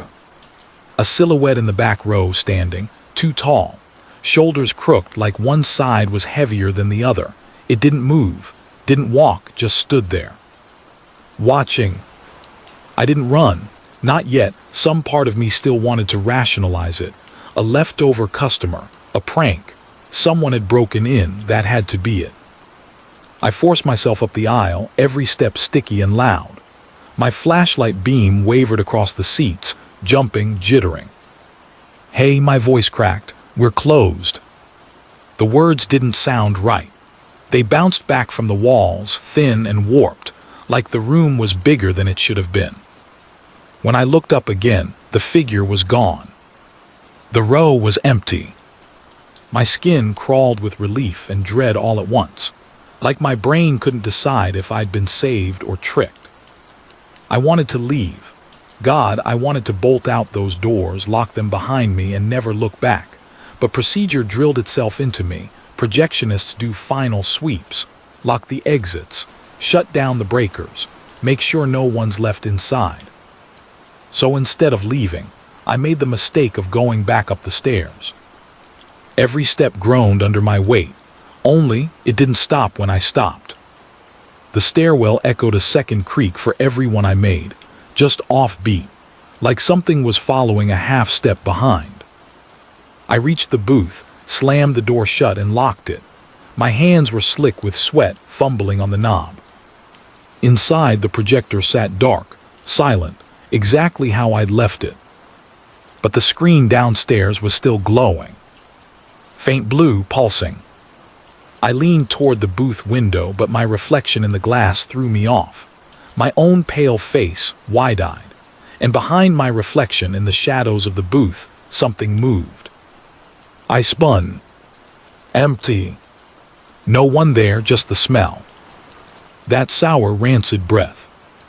And then the screen flared fully to life. I staggered to the window, staring down. It wasn't playing the horror movie anymore. It was playing me. Live. From above.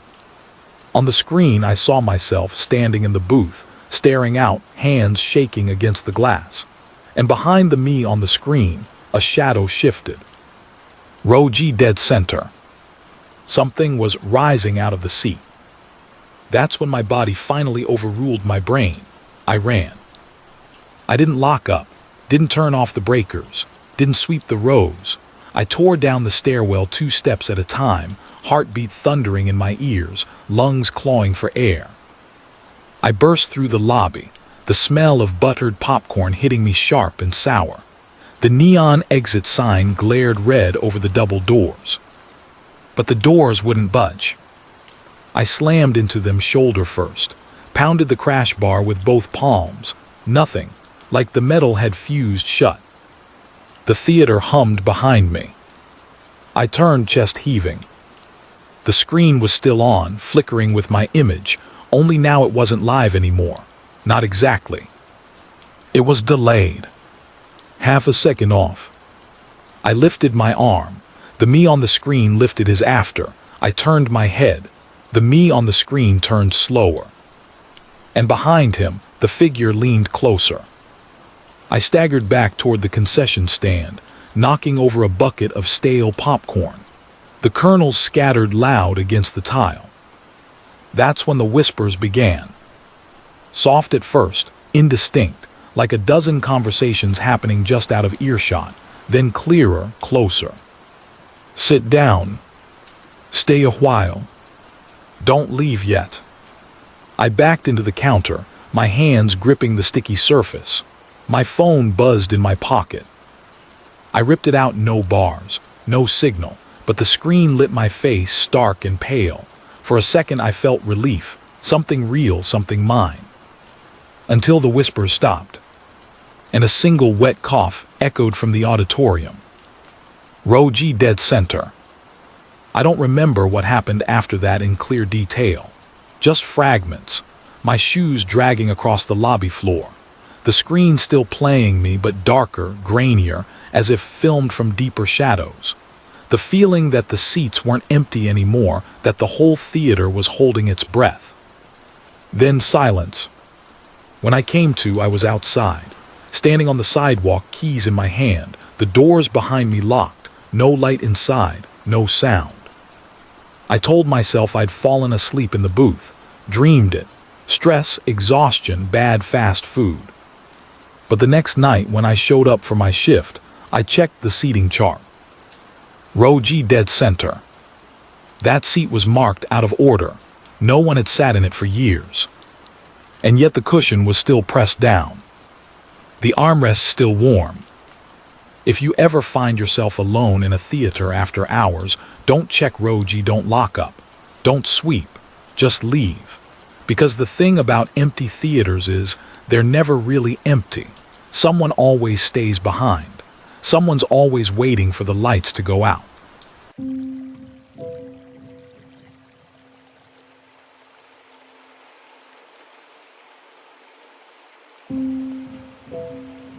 My name is Dr. Evan. I've worked the night shift in the morgue for 12 years. People always ask me if I get scared being alone with the dead. I laugh, tell them corpses don't hurt anyone. It's the living you've got to worry about. But that was before last night, before I learned that the dead don't always stay where you leave them. The morgue is buried in the hospital's lowest level, beneath layers of concrete and fluorescent light. No windows, no sound, except for the buzz of the overhead fixtures and the dull hum of refrigeration compressors. This room is my second home. White tile floors scrubbed so clean they shine like glass. Stainless steel tables lined up in perfect rows. Along the walls, the cold drawers, 36 of them, stacked 3 high, each with a gleaming handle, each with a silent resident inside. I've always found the place peaceful. The living world above is chaos. Patients screaming, doctors rushing, machines beeping. Down here, nothing changes. Death is orderly, predictable. At least it used to be. I shrug off my coat, pull on gloves, and check tonight's chart. 3 new arrivals. An accident victim, an elderly stroke case, and a John Doe found collapsed in an alley. I unzip the first bag, jot down notes. Skin pallor, lividity, temperature. My pen scratches against the clipboard, steady, clinical. It's just another night. Until I hear it. The faintest metallic squeal. I glance up. One of the drawers across the room slides out an inch, just enough for the handle to glint under the lights. Air pressure, I tell myself. Old hinges, it happens. I push it closed, the latch clicks. But as I return to my notes, another drawer groans open. This time 2 inches. By 1 a.m., the silence of the morgue has changed. It's not silent anymore. The compressors hum, the lights buzz, but beneath it something else stirs, the faint rustle of fabric like sheets shifting in sleep. I pause mid-note, pen hovering. The sound comes from the far wall, drawer 14B. I walk over, every step echoing. My gloved hand hesitates, then grips the handle. I yank it open. Inside, a body bag, zipped shut. The plastic rises, then falls just slightly. Like it's breathing. My pulse stutters. I force myself to unzip it halfway. Inside is the elderly stroke victim, still, cold, eyes shut. Not breathing. I swallow hard, zip it closed, and shove the drawer in. The metal screeches. When I turn back to my table, the John Doe's bag is unzipped halfway. I know I sealed it. I know I did. A sharp chill leaks from inside the drawer, spilling across the floor. My breath fogs in front of me. I zip it shut again. My hands tremble. Temperature shifts, I whisper. My own voice sounds thin, hollow. It's just the refrigeration, that's all. But then something heavy thuds onto the tile behind me. I spin. Nothing. Just the echo bouncing back. The sweet smell reaches me next. Sickly sweet, cloying. Not the sharp tang of antiseptic. Not coppery blood, something else, like rotting sugar. It seeps into my throat, sticky, suffocating. Then the zipper starts. Slow, deliberate. The John Doe's bag. I lunge forward, slam the drawer closed, lock it with shaking hands. The silence afterward feels like a held breath. I force myself back to the table, clutching the pen, pretending to write, pretending this is normal. Then I hear the footsteps. Soft, bare, crossing the tile behind me. I whip around. The room is empty. But several drawers are open now, all of them, gaping like hungry mouths. Cold air rolls across the floor. The smell thickens. I stagger back, chest heaving. This isn't happening, I mutter. I'm tired, The lights flicker, buzz, then cut out. Darkness swallows the morgue. Only the sound remains. Fabric shifting, dozens of zippers sliding. And somewhere in the black, a giggle. High-pitched, childlike. Not possible, not here. I fumble for my phone, turn on the flashlight. The beam cuts through the dark. Every drawer is hanging wide open. The tables are empty. The bodies are gone. The beam shakes as I pan across the room. The corners loom deeper than they should. The shadows pulse. Something brushes my leg. I jerk the light down. Nothing, just my reflection in the polished tile. Then the compressors roar back to life. The lights blaze overhead. And every drawer is closed again. Silent. Orderly. As if nothing happened. By 4 a.m., I've forced myself to believe it's over. Every drawer is shut. Every latch clicked into place. I triple-check them one by one. My gloves squeak against the cold metal. The room is silent now. I lean against the counter, rubbing my face. My reflection in the steel glints back at me, pale, exhausted, trembling. It's sleep deprivation. That's all. 12-hour shifts, no windows, no real sense of time. A tired brain can conjure anything. That's what I tell myself. Then I hear it. A single zipper. Slow, careful. ZZZP. I freeze, the sound dies. I didn't move, I didn't breathe. Minutes pass, maybe longer. My watch ticks too loud, every second dragging. Finally, I grab my flashlight and sweep it across the room. Every drawer is shut. But one of the body bags on the table, one I know I hadn't unzipped, has its zipper halfway down. The face inside stares up at me. Mouth slightly open, eyes glassy. But the jaw, it's different, looser, lower than before. Like it shifted. I stumble back, knocking my clipboard to the tile. The sound cracks like a gunshot in the silence. My flashlight beam wavers across the walls. That's when I see them. Not bodies sitting upright, not anything impossible. Just the drawers. All of them. Handles turned outward, angled in the same direction. Pointing straight at me.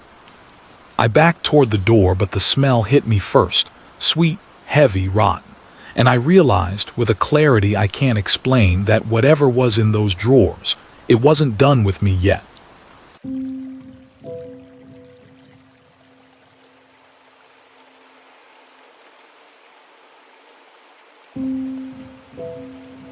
This is Sophie. I don't know who else will ever hear this, but maybe it'll stop someone from making the same mistake I did. I thought I was just exploring another abandoned place, just another piece of content for my channel. Empty rooms, peeling paint, broken glass, that's all I expected. But this place, it wasn't empty. And the worst part, it knew my name. The asylum looms over me, like a crumbling monument to fear. I park a block away, kill the engine, and step out into the damp night air. My breath comes out in faint clouds. The place has been abandoned for decades, but its reputation never faded. Kids dared each other to sneak inside. Local news covered ghost stories, but nobody really documented it, at least not well. That's why I'm here. I sling my camera over my shoulder and walk toward the gates. The metal is rusted, been just enough to squeeze through. On the other side, weeds have swallowed the driveway, pushing through cracks in the asphalt. The asylum itself towers ahead, windows shattered, roof sagging, paint peeling in sheets. Perfect content. I turn on my GoPro. The little red light blinks. Okay, I whisper, voice low, practiced. This is Sophie, coming to you from Ridgeview Psychiatric. Closed since the 80s and no one's been inside for years. Let's see what they left behind. The front door's grown open. The smell hits me first. Mildew, dust, and underneath it something faintly sweet, like rotting sugar. Inside, the silence is thick. My boots crunch glass with every step. Water drips steadily from a pipe overhead, each drop echoing in the cavernous hall. I move slow, sweeping my flashlight across the walls. Old medical charts lie scattered across the floor. A rusted wheelchair slumps in a corner. Faded murals of cartoon animals smile from cracked plaster. It's creepy, sure, but it's the kind of creepy I'm used to. At least until I reach the children's ward. The moment I step through the door, the air shifts, heavier, staler. The sweet, rotting smell is stronger here. Rows of tiny bed frames sit rusting in the gloom. Paint peels like scabs, and in the corner under a flickering exit sign, something waits. A doll. Not plastic, not modern. Porcelain face cracked down one cheek, its glassy eyes reflecting my flashlight. A therapy doll. The kind used decades ago to comfort children. It sits propped against the wall, tiny arms outstretched. Its faded dress is yellow with mold. I laugh softly into the camera. Creepy factor, 10 out of 10. Then I hear it. A faint mechanical rasp, plastic grinding. And the doll giggles. I freeze. The sound echoes too loud in the silence. It could be a broken voice box. Old wiring sparking from the damp, a logical explanation. Except the laugh doesn't sound mechanical. It's breathy, fresh. I back up, camera trembling in my hands. Okay, probably just a glitch. Old toys do that sometimes. The doll tilts forward slightly, just enough for its head to shift. My stomach lurches. I turn away, forcing myself to explore the rest of the ward. Doorways gape open like broken teeth. I film each room, tiny bed frames, broken toys, mildew-stained walls. But the smell follows me, sharp and sweet, clinging to my clothes. Halfway down the hall, I hear it again. Clicking. The scrape of a voice box grinding to life. This time it speaks. Sophie. The sound stretches, glitching, syllables warped. I drop my camera. The clatter echoes down the hall. No one else is here. I came alone. No one knows my name inside this building. My pulse hammers. Okay, I whisper to myself, too scared to aim it at the camera now. You're tired, you're spooking yourself. It didn't say that, it didn't. But the doll laughs again. I run back to the entrance, boots crunching glass, breath ragged. The front doors stand open, waiting. But when I push them, they don't move. Sealed. I slam my shoulder into them. Nothing. The air grows heavier, pressing in on me. Every drip of water echoes louder. Behind me, the faint patter of tiny footsteps. I whirl, flashlight beam cutting through the dark. Nothing. The hallway stretches empty. Except the doll. It sits in the doorway of the children's ward now, upright. Its head tilts, its cracked lips part. Don't go. Panic surged. I stumble backward, hitting the door again. Useless. My phone's out of service, no signal. I back down another hall, desperate, pulling at locked doors, filing rooms, storage closets, each one rusted shut. Somewhere water drips, somewhere else the footsteps return, light, quick, playful. And the smell, so sweet now it makes me gag. I duck into a room with peeling wallpaper. Shelves sag with dust-caked files. I slam the door shut, press my back against it, breathing hard. Silence. For a moment, I almost convince myself I imagined it. That stress and shadows are messing with me. Then the rasp returns. Plastic grinding, voice box clicking. From inside the room. I shine my light. There on the shelf among the files sits another therapy doll. Its porcelain face split wide, eyes reflecting my beam. And it's smiling. I run. Hall after hall, locked doors blurring past. My boots crunch and slip on glass. My flashlight beam shakes across peeling paint, rusted gurneys, walls crawling with mold. The whispers follow, not mechanical now, real. Children's voices. Stay. Play.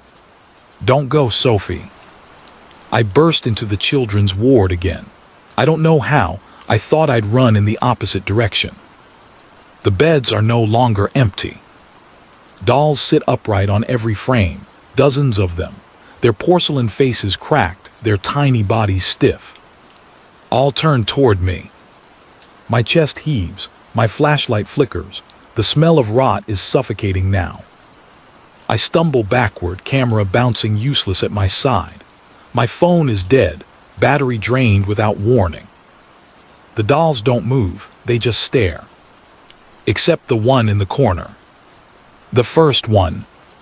It rises, not smoothly, jolting, mechanical, like a marionette tugged by invisible strings. It takes one step, then another. Porcelain foot dragging across the floor. Don't go, Mommy. The voice isn't broken, isn't tinny. It's a child's voice, soft, human. I spin to run straight into the row of beds. The dolls' heads turn in unison, glassy eyes tracking me. The air vibrates with their giggles, overlapping, suffocating. I shove past them, claw at the door. It doesn't budge. Behind me, the voices rise. Stay. Play. Don't go, Mommy. I turn one last time. Every doll is upright now. Dozens of porcelain faces, all smiling, all staring. The first one steps closer. Its glassy eyes glint, its cracked lips part again. And in a child's perfect whisper, right in my ear, "Finally, you came back."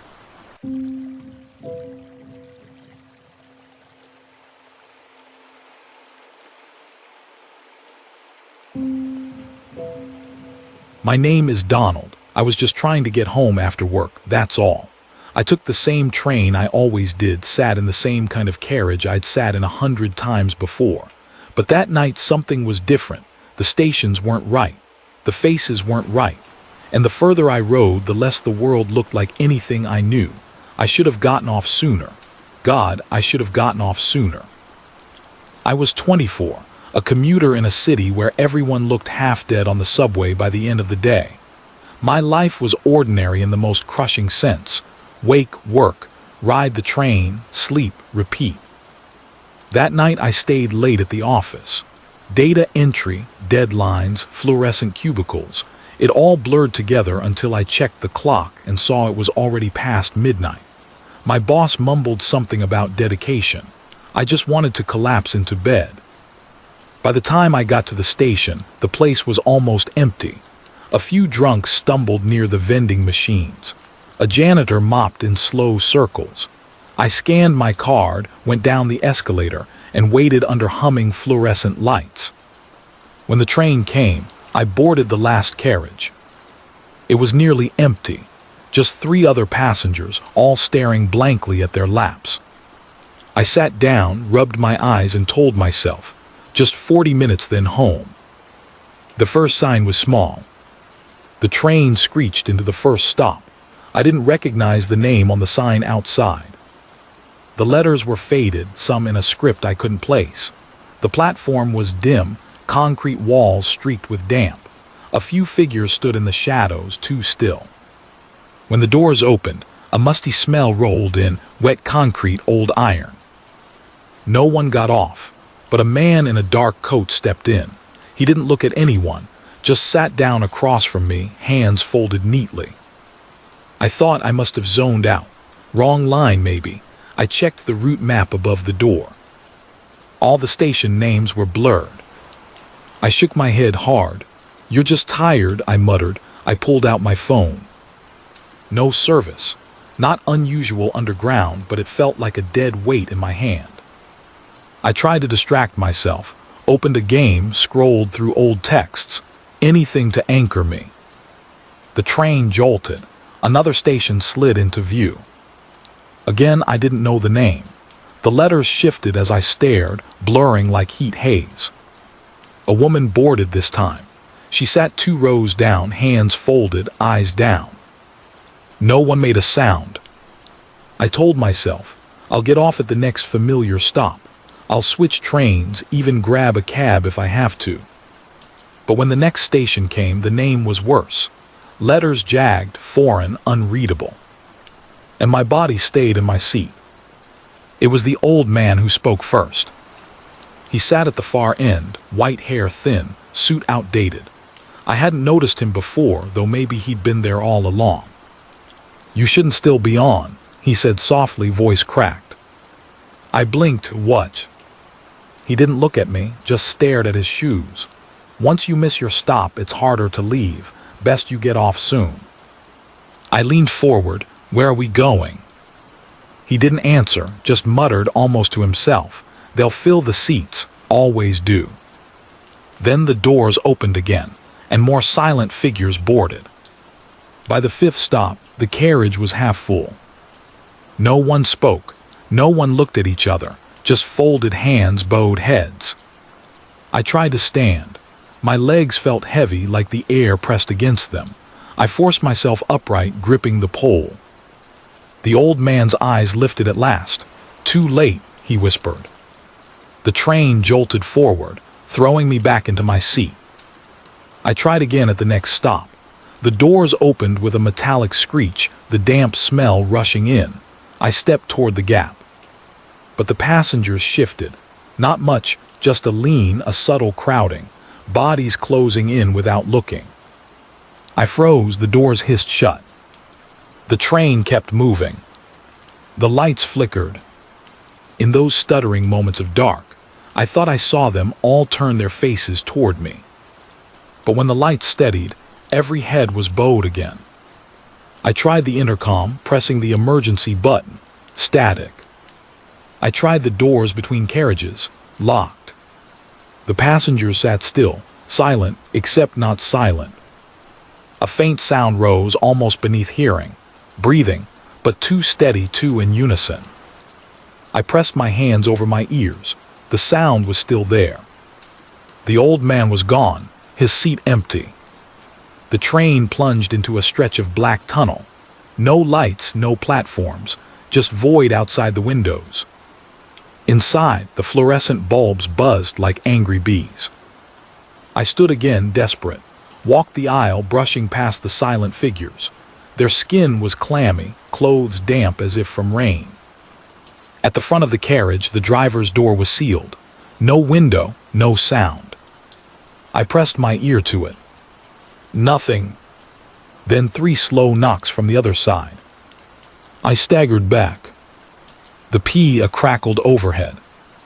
A distorted voice said, "Next stop." The passengers all raised their heads at once. Their eyes were blank. The train screeched into another platform.